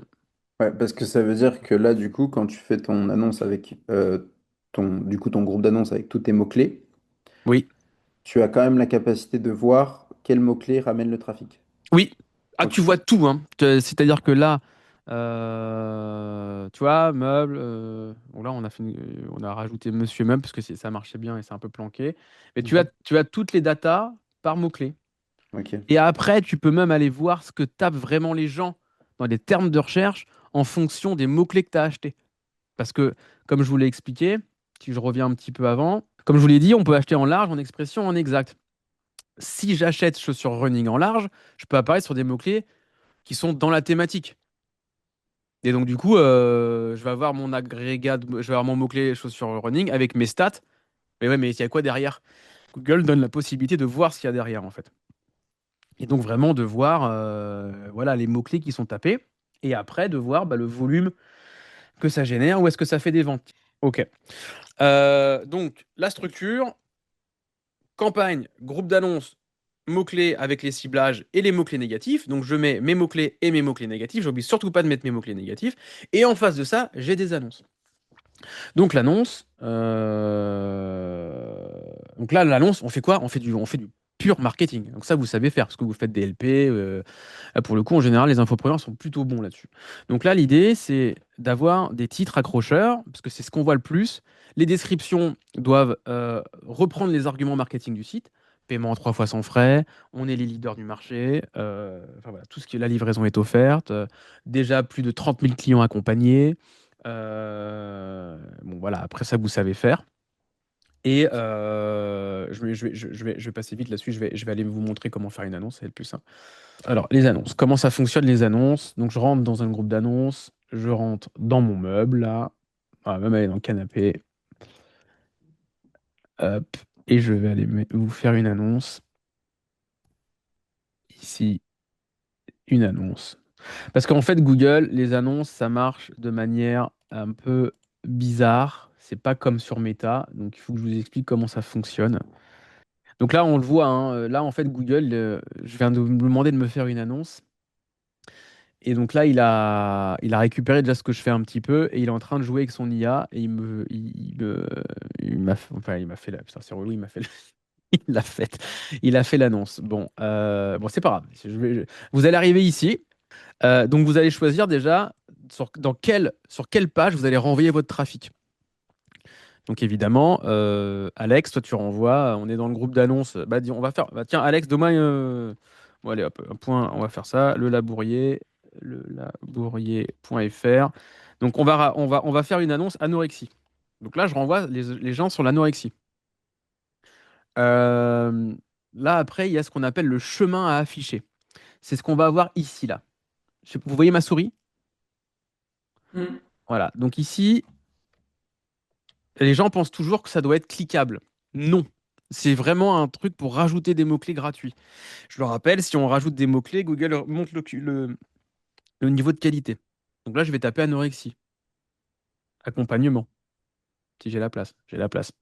Donc ça va donner ça. Lelabourier.fr, anorexie/accompagnement. Ça n'a pas besoin d'être cliquable en fait. Si on clique là, on arrive sur la page anorexie. Ensuite, on a des titres. Donc Google affiche entre 2 et 3 titres. Dans les titres, c'est ce qu'il y a en bleu là. Je vais essayer de voir s'il l'affiche. Donc là, il y en a 2. Là, il y en a 2. Évidemment, je ne vais pas avoir un exemple où il y en a 3. Bon, bref, il peut en afficher jusqu'à 3. Mais là, vous allez me dire, mais pourquoi il me demande d'en mettre 15? En fait, alors je finis juste l'explication. Et il affiche 2 descriptions. Là, il y en a 2 qui sont affichées et j'en mets 4. On est sur du testing permanent. C'est-à-dire que vous allez mettre 15 titres. Vous n'êtes pas forcément obligé d'en mettre 15, mais Google, il aime bien qu'on en mette 15. Vous allez mettre 15 titres différents, 4 descriptions différentes, et Google va faire ce qu'on appelle du MVT, Multi-Variable Testing. Il va mettre titre 1 et titre 2, description 1, description 2, versus titre 4 et titre 5, versus description 3 et description 1, et il va tout tester. Pourquoi? Pour maximiser le taux de clic. Encore une fois, plus il y a de taux de clic, plus il y a de clics sur le SIA, plus il gagne de l'argent, et moins il y a de clics sur le SEO.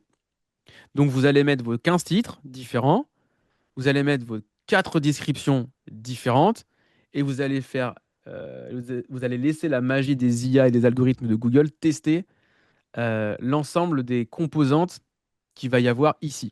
Donc il y en a énormément, il y a 15 titres et 4 descriptions.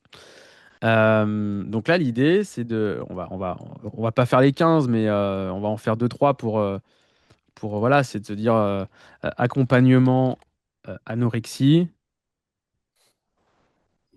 le leader des TCA en France,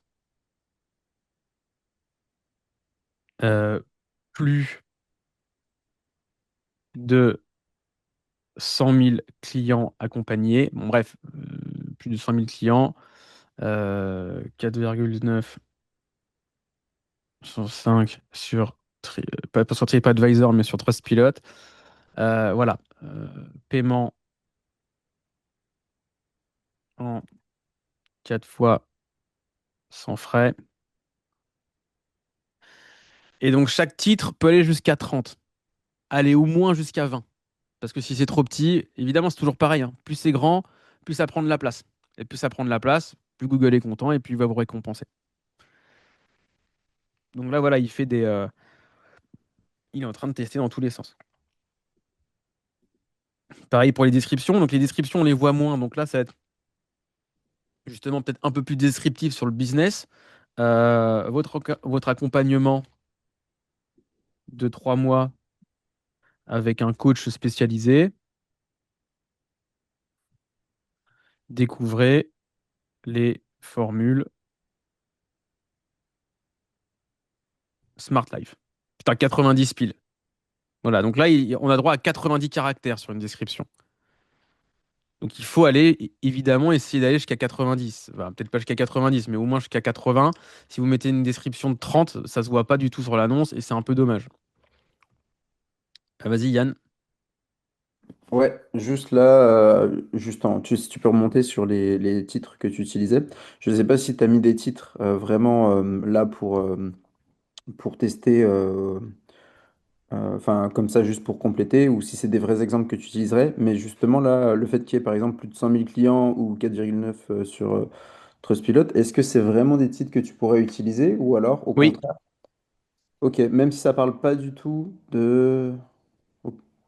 Enfin, j'essaye de comprendre la logique. En fait, c'est comme la personne, elle a cherché, elle avait l'intention de recherche sur, par exemple, lutter contre l'anorexie. En fait, ta pub directement, c'est sur, enfin, c'est pas une proposition de valeur, mais c'est déjà de la réassurance, quoi. Ouais, c'est une très bonne question. Alors, ce qu'il faut faire, j'ai dit qu'il y avait 15 titres.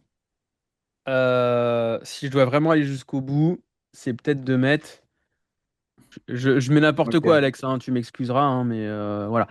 Donc, c'est d'avoir 3, 4, 5 titres qui vont vraiment parler du mot-clé que le gars a tapé.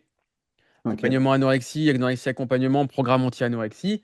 Mais tu as quand même envie de lui vendre un truc au mec. Donc tu Hmm. vas lui expliquer que tu vas lui donner quelques arguments marketing. Accompagnement à anorexie, on est les leaders du TCA en France. On a déjà accompagné 100 000 personnes et on a 4,5 sur 3 pilotes. Faut pas oublier qu'il va afficher 3 titres. Donc si tu as 2 titres où tu parles du mot-clé et un titre où tu parles du marketing, c'est cool. Donc c'est pour ça que je vous conseille, si vous en mettez 15, de mettre peut-être 4-5 titres où il y a le mot-clé et une dizaine d'arguments marketing. Pareil ici. Ok, non. En fait, si tu veux, C'est simple. la personne a tapé accompagnement vaincre l'anorexie. Donc, bah, tu lui dis, j'ai un accompagnement pour toi, on en a déjà accompagné 100 000 comme toi, on est super bien noté et tu peux payer vite fait. Ça, tu peux payer en 4 fois. Ouais, mais on est d'accord qu'elle envoie qu'une seule à chaque fois, la personne. Elle voit 3 titres. Ah, elle voit 3 titres. En Ok. fait, Google montre 3 titres et 2 descriptions. C'est pour Ah, ça que tu. Ok, donc là, en par fait, exemple, excuse-moi, c'est en fait quand tu mets la labourier, en fait, tu as en haut, si tu remontes juste 2 secondes, là, tu as en fait ta livraison rapide et gratuite, 70% de produits et en gros, ouais, Made in France. ouais. Ok, d'accord, j'avais pas capté. Je croyais que c'était, tu mettais tous les titres et que tu n'en avais qu'un seul qui était sélectionné, en gros. 3. En fait, tu as Ok. toujours 3 titres qui sont sélectionnés. C'est pour ça que je conseille de mettre 4-5 titres avec l'argument, enfin avec le mot-clé, et 4-5 titres d'argument marketing. Donc, voilà, anorexie accompagnement, plus de 100 000 clients accompagnés. Ok, ouais, non, mais très clair, ok, merci beaucoup, j'avais pas capté. Et après, du coup, pareil sur les descriptions. T'en mets 2, et lui, enfin, t'en mets 4, et lui, il va en afficher 2 dans n'importe quel sens. Tu t'es très rapide sur quoi écrire, etc. Est-ce qu'il y a, t'as une dynamique sur les textes, par exemple, qui fonctionnent, les titres, du coup, où tu as des patterns que tu as notés qui sont winners? Alors, qu'est-ce qui marche? Alors, les patterns. Les patterns, c'est déjà reprendre la base. La base, c'est que la personne a cherché quelque chose. Donc, déjà, c'est sûr que tu as plusieurs titres où tu marques ce qu'elle cherche. Accompagner vos commerciaux, maximiser la performance des commerciaux, tu vois, formation, amélioration commerciale. Donc, ça, tu mets plusieurs titres là-dessus. Ensuite, la personne a tapé un mot-clé, donc toi tu lui récupères le mot-clé, t'oublies pas que tu es en concurrence avec d'autres annonceurs. Les autres annonceurs, ils vont avoir des arguments marketing. Toi, il faut que tu montres que tu es mieux que les autres en fait. Que- Pardon. Quel est ton avantage concurrentiel? Je suis moins cher, je suis meilleur, j'ai déjà accompagné plein de gens. Je propose le paiement en plusieurs fois. Qu'est-ce qui te différencie des autres? Qu'est-ce qui fait qu'on va passer par Julien Voinzon et pas par les autres, pas par Closer, tu vois, pas par n'importe qui. Donc là, tu listes sur une feuille tous tes arguments marketing et là, tu viens les poser là-dedans. Donc les patterns, c'est je mets des titres en rapport avec ce que je propose et ce qui est cherché par l'internaute. Et deux, je fais bander l'internaute. Il faut qu'il vienne chez moi. Utilisez ChatGPT pour vous aider d'ailleurs là-dessus, hein. ChatGPT est très très fort. Tu lui dis, mets-toi dans la peau de Johan Elias, consultant SIA depuis 15 ans. J'ai un pote qui a fait ça le jour. Et fais-moi des titres et des annonces et des descriptions parfaites pour mon business. Mon business, c'est ça. Je veux cibler ces gens-là et voilà. Et donc lui, il va te faire 40 propositions et tu les copies-colles, quoi. Et en général, il est très bon. Pareil pour les descriptions. Là, j'ai fait le principal de mon annonce, c'est que j'ai mis mon URL, mon chemin à afficher, j'ai mis mes titres, mes descriptions. Donc là, je pourrais m'arrêter là et me barrer et enregistrer l'annonce. Mais comme je vous l'ai expliqué, Google, il aime bien qu'on mette des extensions. Donc là, on peut rajouter les extensions. Alors, on va pas le faire parce que c'est pas compliqué à faire. Je vais juste vous expliquer. Vous pouvez ajouter des images qui vont venir se mettre sous l'annonce. Donc là, typiquement, on met pour Julien, on met des gens en train, une photo de personnes dans une salle de formation en train de se faire former.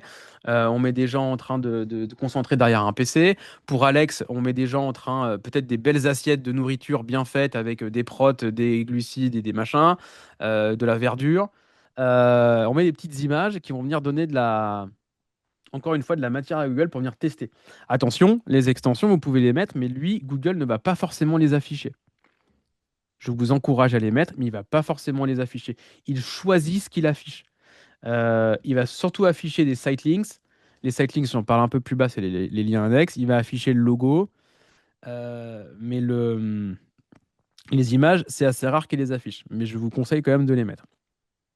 Ensuite, il vous propose de mettre le nom de l'entreprise. Bon, il se met tout seul avec quand vous validez votre entreprise sur le compte, le logo, voilà, et les liens annexes. Les liens annexes, donc ça, moi, je vous conseille de les mettre. C'est les petits liens bleus qu'il y a sous l'annonce et qui permettent à l'internaute d'aller voir d'autres pages. Typiquement, pour faire du cross-selling, c'est bien. Là, tu vois, on est dans la campagne meubles. Bon, bah, j'ai mis les meubles TV, les meubles séjour, les canapés. Alex, tu peux avoir un groupe d'annonces vers anorexie, un lien annexe vers anorexie, un lien annexe vers qui sommes-nous, un lien annexe sur les prix, un lien annexe sur enfin, tout ce que tu proposes en fait, ce qui montre tout l'étendue de ta gamme. Et après, ici, vous avez d'autres types de composants qui sont, par exemple, si vous faites des promotions sur le site, donc ça c'est quand même surtout pour le e-commerce. Les prix aussi, c'est quand même souvent pour le e-commerce. Les extraits structurés aussi. Ah non, les extraits structurés, bon, j'en parle pas, je vais passer vite dessus. Les infobulles, mettez-les, ça permet de mettre juste de rajouter des arguments marketing non cliquables. Donc ça permet, là, le leader du marché, paiement 3 fois sans frais, carte cadeau, grande marque, voilà. Donc là, on a mis un peu de tout. Et ça permet du coup, encore une fois, d'aller maximiser la qualité et la taille de vos annonces. Maintenant, il y a effectivement certains mots-clés où la question peut se poser et là rentre en jeu l'A/B testing en fait. Je vais vous donner un exemple de Yoni. Typiquement, formation marchand de biens, on renvoie vers la page vas-y, appelle-moi et on fait un call et on te close. Par contre, sur les mots-clés, ça c'est intéressant, donc là on va un peu plus loin, hein, mais sur les mots-clés marchand de biens, donc le mec a juste tapé marchand de biens, Ouais. on ne sait pas où il est. Est-ce qu'il se renseigne? Est-ce qu'il veut un accompagnement? Donc là, on a fait un A/B testing. On a testé 50% du trafic vers vas-y, on s'appelle et tu te closes, ou vers une VSL. Alors, c'est pas une VSL, lui, c'était plus un. On t'offre 3 vidéos gratuites pour commencer à comprendre ce que c'est de faire du marchand de biens. Et ça, on l'a fait sur l'ensemble du trafic, sur l'ensemble des mots-clés. Et en fait, tous les mots-clés où il y avait la notion de formation, devenir, je veux être, ça, le closing, c'était 1000 fois mieux. Par contre, tous les mots-clés plus génériques où l'intention de recherche n'était pas forcément claire, là, c'était je t'offre des vidéos qui marchaient mieux. Et donc après, tu fais deux campagnes du coup. Donc, j'ai fait 2 campagnes. Donc, on a fait une Ok. campagne qu'on a appelée mots-clés ultra qualifiés et une campagne mots-clés un peu moins qualifiés.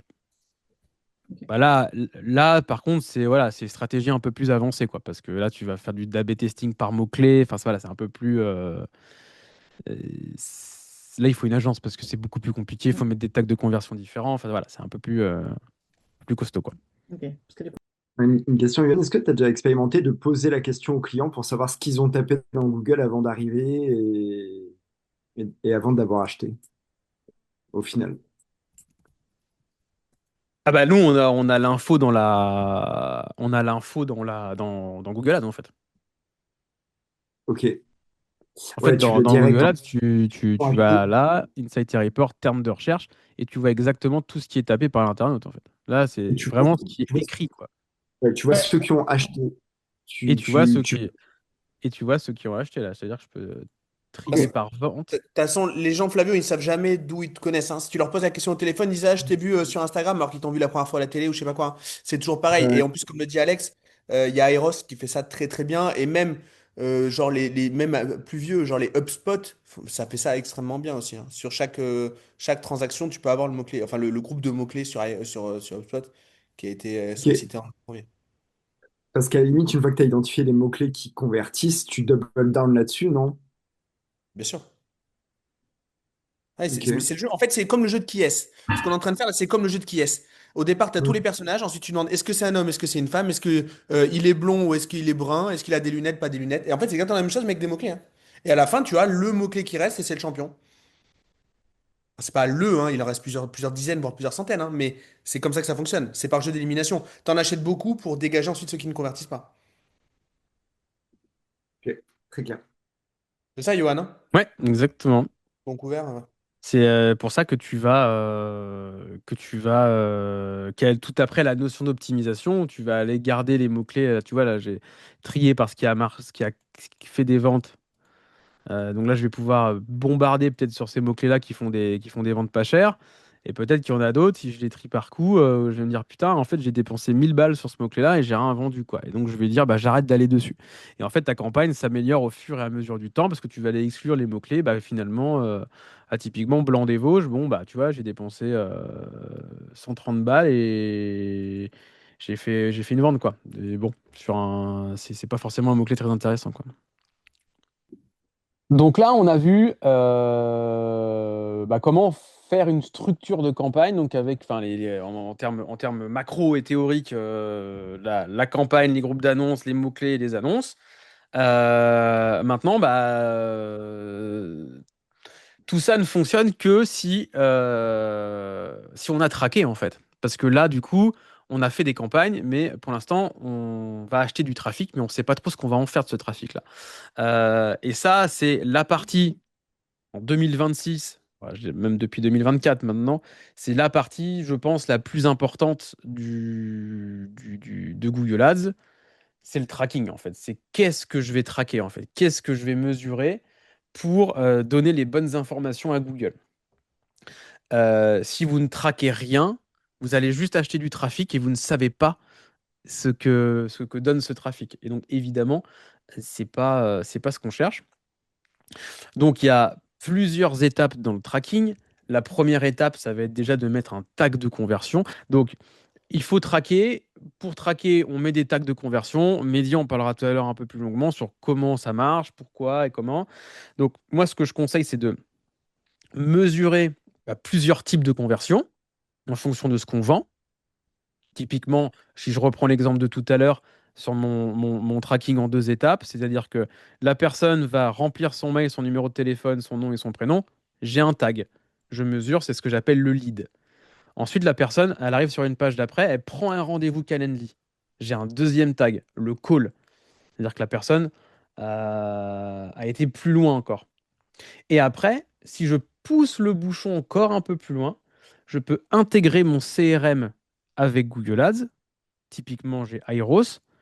Et je vais dire à Airos et Google, discutez les amis, je les mets ensemble. Et Airos va venir pousser les ventes dans Google Ads. Donc là, je vais mesurer tout le chemin. Le lead, le call, la vente. Là, je vous ramène à la vidéo que j'avais faite, la conférence que j'avais donnée dans le mastermind où j'explique ça tout en détail. Et après, vous allez pouvoir piloter vos campagnes full funnel. Du lead, pas du clic, de l'impression, au clic, au lead, au call et à la vente. Et ça va vous permettre du coup de dire à Google, voilà les mots-clés qu'il faut que tu achètes, puisque c'est ces mots-clés-là qui permettent de faire les ventes finales. Et donc de piloter avec un vrai retour sur investissement. Donc ça, c'est primordial, hein. Donc les conversions qu'on peut mesurer, c'est évidemment une soumission de formulaire, un appel téléphonique. On peut mesurer, si on a un numéro de téléphone sur le site ou qu'on le met dans les annonces, on peut mesurer le volume d'appels qu'on fait. En e-commerce, on va évidemment mesurer les transactions. Et pour vous, les infopreneurs, souvent, on va mesurer la prise de rendez-vous, donc réservation d'un call ou d'une démonstration ou soumission de formulaire. Les annonceurs ont souvent tendance à piloter au lead, c'est-à-dire se dire ah bah moi je veux le lead le plus bas possible, quoi. Je veux qu'il y ait plein de gens qui remplissent mon formulaire de lead et que ça me coûte que dalle. Sauf que bah du coup si vous faites ça, vous pouvez potentiellement avoir énormément de leads qui vont pas être chers, mais pas forcément quali. Vous, ce qui vous intéresse, comme un e-commerçant, ce qui l'intéresse, c'est de faire une vente, c'est pas de faire des ajouts au panier. Et ben vous, c'est pareil. Ce qui vous intéresse, c'est de faire des ventes, c'est pas d'avoir des leads. Vous vous en foutez finalement des leads. Ce que vous voulez, c'est que les leads fassent des calls et que ces calls se transforment en vente derrière. Donc c'est pour ça que au fur et à mesure du temps, on va arrêter de piloter au lead et au CPA pour avoir le coût d'acquisition, donc le CAC le plus bas possible. On va essayer plutôt d'avoir un revenu, un ROI qui va être très élevé. C'est-à-dire on va être prêt à aller chercher des leads à 100 euros, puisqu'on va avoir un taux de transfo à 20% sur la vente, plutôt que des leads à 20 euros qui vont avoir un taux de transfo à 1% sur la vente. Et donc ça, c'est tout le pilotage au ROI en intégrant justement le CRM dans le pilotage des campagnes. Donc l'idée pour faire ça, ça va être de mesurer en fait et de donner des valeurs à chacune des conversions que vous avez sur votre site. si par exemple, donc là c'est un bon exemple, hein, on a 3 conversions différentes sur le site, on a le téléchargement du guide, une demande de devis et un appel qualifié. Si ma vente derrière est à 1000 euros et que je convertis un appel qualifié sur 2, on peut dire qu'un appel qualifié vaut 50% de 1000, donc vaut 500 euros. Si pour chaque demande de devis, j'en ai 20% qui se transforment en vente, une demande de devis me rapporte fictivement 200 euros. Si pour un téléchargement d'un guide, je transforme 5% des mecs en conversion, un téléchargement d'un guide vaut fictivement 50 euros. Et en faisant ça, vous allez dire à Google, bon bah le mec qui télécharge le guide, ça me rapporte 50, le mec qui fait un appel qualifié, ça me rapporte 500. Qu'est-ce qu'il comprend Google? Il comprend, ah putain, un mec qui fait un appel qualifié vaut 10 fois plus qu'un mec qui fait un téléchargement de guide. Donc, qu'est-ce qu'il fait? Quel est le persona des internautes qui font un appel qualifié? Quel est le persona d'une personne qui fait un téléchargement de guide? Je bombarde 10 fois plus sur le persona appel qualifié que sur le persona téléchargement guide. C'est que du bon sens, hein. Si vous pilotez que à la conversion, vous allez dire à Google téléchargement de guide égale demande de devis égale appel qualifié. Il bombarde pareil sur les 3. Donc il sous-bombarde sur appel qualifié et il sur-bombarde sur téléchargement de guide. Donc le fait de mettre des valeurs fictives sur chacune des étapes de ce qui se passe sur votre site, ça permet du coup de donner des informations très précises aux algorithmes et d'aller faire un media buying qui est beaucoup plus fin en fait. En faisant ça, vous allez avoir évidemment moins de leads.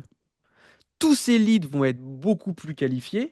Le taux de transformation entre les étapes va augmenter et vous avez besoin de moins de closers parce que vous avez plus de leads qualifiés. Alors, je comprends la théorie et en pratique, tu fais comment pour dire ça à Google? Alors en pratique, c'est assez simple, c'est qu'en fait, tu vas avoir 3 tags de conversion. Tu vas avoir un tag téléchargement guide, tu vas avoir un tag demande de devis et tu vas avoir un tag appel qualifié. Donc quand la personne va télécharger un guide, elle va arriver sur une page. Merci d'avoir téléchargé le guide. Il y a un tag qui se charge et on va remonter à Google. Il y a eu une conversion sur guide. Quand la personne va prendre un appel qualifié, ça va charger une autre page. Merci d'avoir pris un appel qualifié. On remonte à Google une action et on lui dit on a remonté une vente, enfin une conversion sur appel qualifié.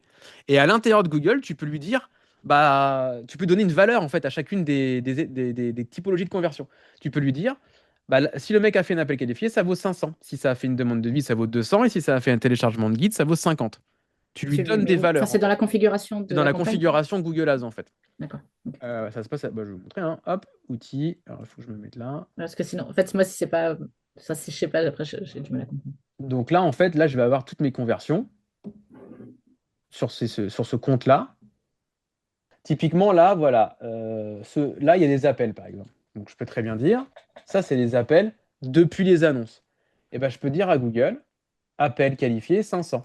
Bon, bah, s'il y a un mec qui fait un appel, ça vaut 500. Et ça va remonter 500 euros à chaque fois qu'il y a un mec qui va faire un appel. Si, imaginons que c'est lead, bon, bah, en fait, ça vaut plus que 50, un lead. Et j'ai 3 lignes, en fait. J'ai 3 lignes ou avec des valeurs différentes par ligne, en fait. Ok. Et, Et et ça modifie pas ton enchère, du coup? Non. D'accord. Bah, alors, si tu lui dis que tu pilotes au héros, oui. Si tu dis à Google, je veux avoir un retour sur investissement de 4, et que demain, il remonte beaucoup plus, je ferai un petit laïus là-dessus après, sur les stratégies d'enchères, mais Google, tu vas lui dire de piloter en fonction d'un retour sur investissement que tu veux. Donc évidemment, si demain tu lui donnes des valeurs différentes en fonction des actions, il va aller mettre des enchères différentes, plus hautes sur ces gens-là, plus basses sur ces gens-là. Mais du coup, à la même échelle, il va te mettre une enchère 10 fois plus chère? Ou- Probablement, il peut, ouais. Il peut. Et donc, du coup, quel est l'intérêt de le faire alors que. Enfin, Bah, parce que ça va te rapporter 10 fois plus. ouais, mais ça te coûte 10 fois plus cher. Ah oui, du coup, ça te Alors, coûtera 10 € au lieu non, d'1 euro. Non, mais alors, Non. oui, il va. Enfin, En fait, il va surtout baisser fortement ici parce que ça te rapporte rien. Et il va d'accord. monter un petit peu là, en fait. Ouais, d'accord. Ok. L'idée, c'est que, en fait, au global, ça augmente ton retour sur investissement. C'est la réallocation en fait, hein. Je vous ai expliqué la mécanique derrière Google. Ok. C'est-à-dire comment ça marche, c'est des enchères. Maintenant, Google, quand tu le pilotes, tu peux effectivement le piloter à l'enchère en disant je veux payer 1 € le clic, machin. Mais souvent, tu le pilotes pas comme ça, en fait. Google, tu vas lui dire je veux un ROAS, donc un Return on Ad Spend, retour sur les investissements publicitaires. Là, j'ai mis 365 sur cette campagne. OK? Donc, lui, il va aller allouer le budget et modifier les enchères pour arriver à 365. Donc, il va vraiment dimensionner les budgets et les positions pour arriver à ça. Euh, Maintenant, ta question, c'est si c'est de l'intention, comment il fait?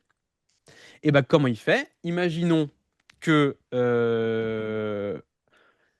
on ait le mot-clé agence personal branding, qu'on l'achète sur la France, et que Google remarque que dans l'Île-de-France, les mecs, qui tapent agence personal branding, ils ont vachement plus tendance à prendre des appels qualifiés qu'en Bretagne qui prennent plus des téléchargements de guides. Il va voir quoi? Il va voir, ah putain, en fait, du coup, ça veut dire que les mecs derrière, en Île-de-France, rapportent beaucoup plus parce qu'ils font beaucoup plus de calls que sur le téléchargement de guides. Donc, il va baisser tes positions en Bretagne, il va les monter en Île-de-France. Pareil, il remarque que le samedi et le dimanche, les mecs, ils téléchargent des guides, mais ils appellent pas. Par contre, le lundi et le mardi, ils appellent comme des oufs. Il va bombarder un peu plus le lundi et le mardi, il va baisser le samedi et le dimanche. Il y a tout un tas de signaux qu'on ne maîtrise pas. Ok. L'heure, le jour, la géographie. Et la géographie, là, je te prends de la région, mais il va jusqu'à la ville, hein.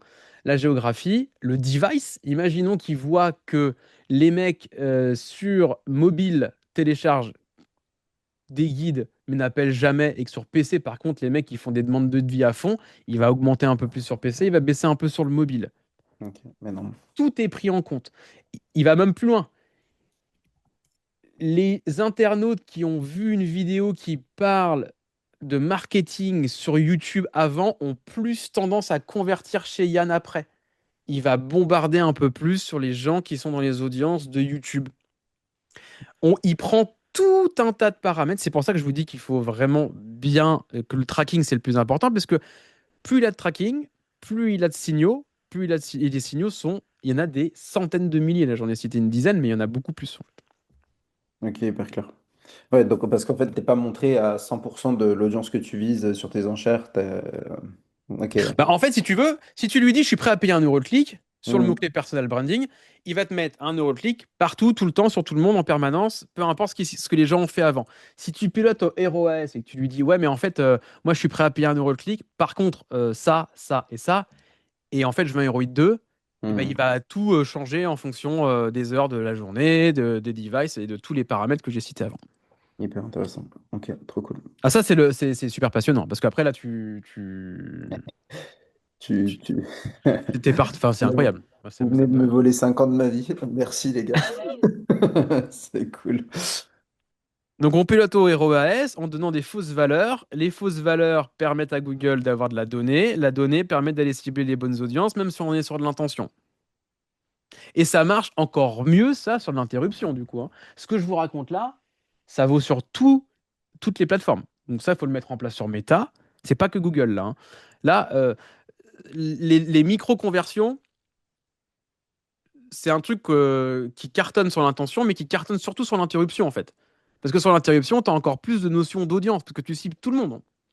Donc là, c'est cette méthode-là qui permet, quand vous faites de l'interruption, d'éviter d'avoir trop de cassos. Parce que les cassos, ils téléchargent des guides, mais ils appellent pas, en fait. Donc ça vous permet de maximiser votre valeur, en fait. Ouais, est-ce qu'il y a une règle ou bonne pratique sur le ROS et comment est-ce que tu calcules le meilleur pour toi? Je sais Alors, le pas. ROS, il faut toujours commencer, évidemment, au break-even. Mhm. Et après, c'est de voir. C'est des mathématiques, en fait. Google, la loi économique qui s'applique, c'est la loi des rendements marginaux décroissants. C'est-à-dire que plus je vais chercher des ventes, plus la vente complémentaire me coûte cher. Donc, plus je vais monter mon ROI cible, moins je vais avoir de ventes. Et l'idée, c'est de trouver le point d'inflexion où j'ai le bon chiffre d'affaires et le bon ROI et que, en fait, ça maximise ma marge globale, en fait. Hmm. Vaut mieux dépenser 100 000 et faire 1 million que de dépenser 20 000 et de faire 100 000, 1 million, 20 000, 250 000.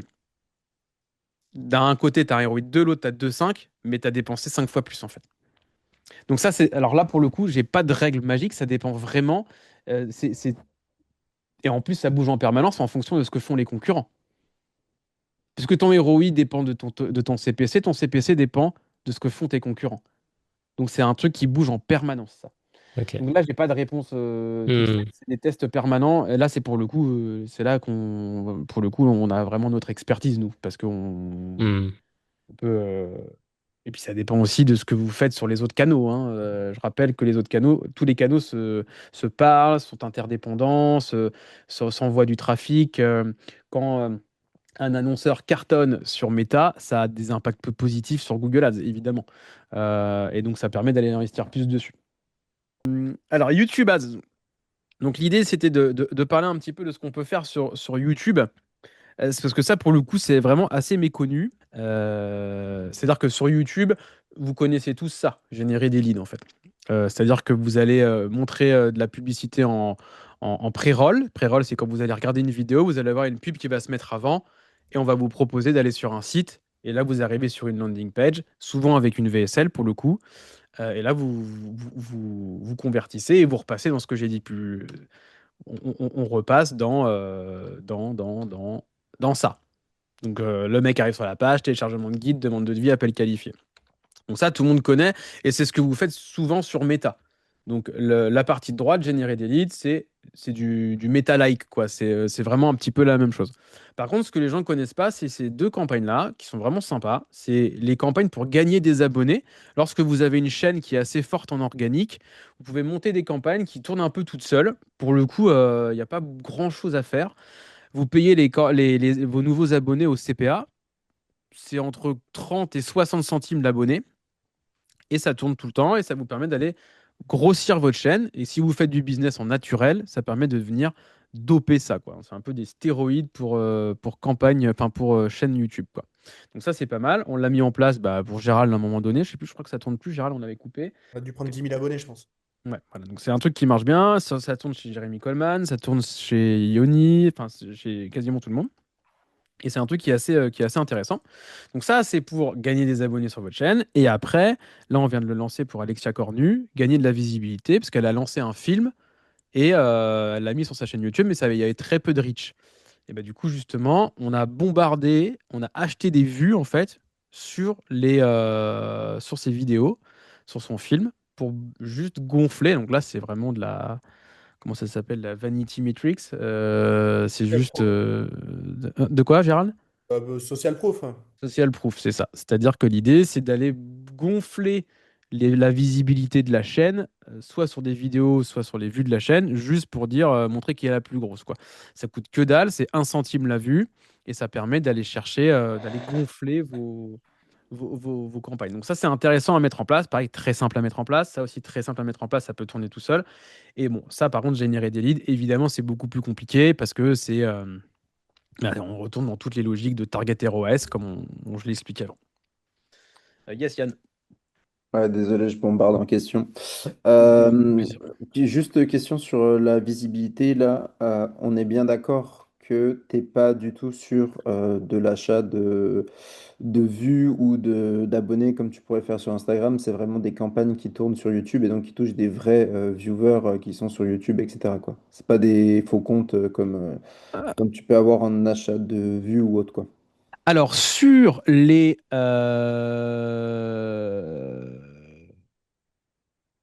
visibilités, c'est souvent un peu bullshit, mais on s'en fout parce que c'est juste pour faire grossir un compteur. Par contre, les abonnés, c'est des vrais abonnés en France qui interagissent. Et là, pour le coup, aller discuter avec ceux qui l'ont mis en place dans le mastermind, ils ont plutôt des bons retours sur la qualité des abonnés et ce que ça génère derrière, quoi. Pour répondre à Flavio en même temps, en fait, si tu veux, Alors, Vanity Metrics, c'est Johan qui a utilisé ce mot-là, mais en fait, c'est que ça reste quand même de Vanity Metrics. C'est juste qu'en gros, enfin, il y a un truc qui nous pourrit quand on démarre un nouveau canal ou quand on démarre un business, c'est le syndrome de l'œuf et de la poule. Ok, ça j'en parle souvent. Il te faut des témoignages pour avoir des clients, mais il te faut des clients pour avoir des témoignages. Il te faut des vues sur tes podcasts pour avoir des invités qui vont te permettre d'avoir des vues, etc., etc. Et donc en fait, ce truc-là te permet en fait de tout simplement ne pas démarrer de zéro. Et donc du coup, avoir des épisodes, notamment de podcasts, qui pètent grâce à du payant comme ça t'amène la possibilité d'avoir d'autres invités qui vont te faire péter en organique. Moi, j'ai déjà fait des épisodes où on a mis, je sais pas, pour 10 000 vues, je dis n'importe quoi, 10 000 vues en payant. Par contre, derrière, j'ai eu le mec de juste milieu et on a fait 90 000 vues en organique. Et c'est ça, en fait, c'est vraiment sortir du syndrome de l'œuf et de la poule. Tu vois ce que je veux dire? Mais au final, est-ce que sur YouTube, le nombre de vues fait une social proof et quelque part te crédibilise? Je trouve qu'à ce titre-là, bah, ça peut être super intéressant d'utiliser ça dans ce cas-là pour le coup. Parce qu'en effet, quand tu arrives sur une vidéo YouTube, tu te dis pas que c'est du paid en fait. Alors, quand tu arrives Vous sur voyez ce une que je veux vidéo dire? YouTube, alors, pour générer de l'abo et de la visibilité, tu le vois bien que c'est une paid, hein. Par contre, une fois que tu es dedans et que tu t'es abonné, après, tu rentres dans le cercle naturel, quoi. Ok. La vidéo payante fait que tu deviens abonné, en fait. Ouais, ouais. Ok. Ouais, du coup, je rebondis. Je pense que c'est ça, c'est que là, on est vraiment sur deux choses différentes en termes d'achat de vues et d'abonnés. Parce qu'il y a vraiment deux techniques. Et pour le coup, on a un client qui a acheté beaucoup de vues et d'abonnés, mais tu sais, sur des plateformes annexes en mode achat de vues ou d'abonnés. Donc en fait, c'est vraiment des faux comptes. Et lui, ça lui a du coup défoncé son reach. Tu vois, c'est con, là, j'allais regarder sur sa chaîne YouTube, genre il a 182 000 abonnés. Et sur ses vidéos, il fait 535 vues, quoi. Tu vois, donc c'est pas des vrais abonnés que tu as ramenés avec des campagnes. Ok. Du coup, Google, en fait, c'est des vraies personnes quand tu Et, touches avec des et campagnes. aussi un truc, nous on a eu un moment, la toute première stratégie il y a plusieurs années. On a eu des vues qui étaient des vues pas très quali, etc. Je sais pas trop ce qui a été touché dans les campagnes, mais maintenant on a des vues qui ramènent du like. Ouais, non, mais en fait, c'est ça, c'est que là vos campagnes, en fait, c'est de la pub, mais qui sont montrées à des vraies personnes, tu vois. Alors que tu as la possibilité d'acheter vraiment des vues sur des sites, Exactement. euh, on va dire, obscurs, et ça, faut vraiment éviter, quoi. C'est pas, pour moi, c'est pas la même strat, et du coup, Oui, ça a non, l'air non, mais là on vachement utilise intéressant ce que vous YouTube faites, quoi. pour YouTube, hein. Ouais, ouais, on est d'accord, on est d'accord. Trop cool. Tac. Voilà là-dessus. Et puis, bah, je crois que je suis arrivé au bout, hein. Je suis arrivé au bout. Et voilà, vous n'oubliez pas évidemment de vous inscrire à la newsletter et à la chaîne YouTube, bien entendu. Ça me paraît d'une logique implacable. Merci beaucoup. En tout cas, Ivan, c'est très clair. J'espère que ça vous a plu. Merci. Ouais, Ouais, c'était beaucoup. très clair, merci. C'était exceptionnel. Trop bien. Bravo, Johan. Merci à tous.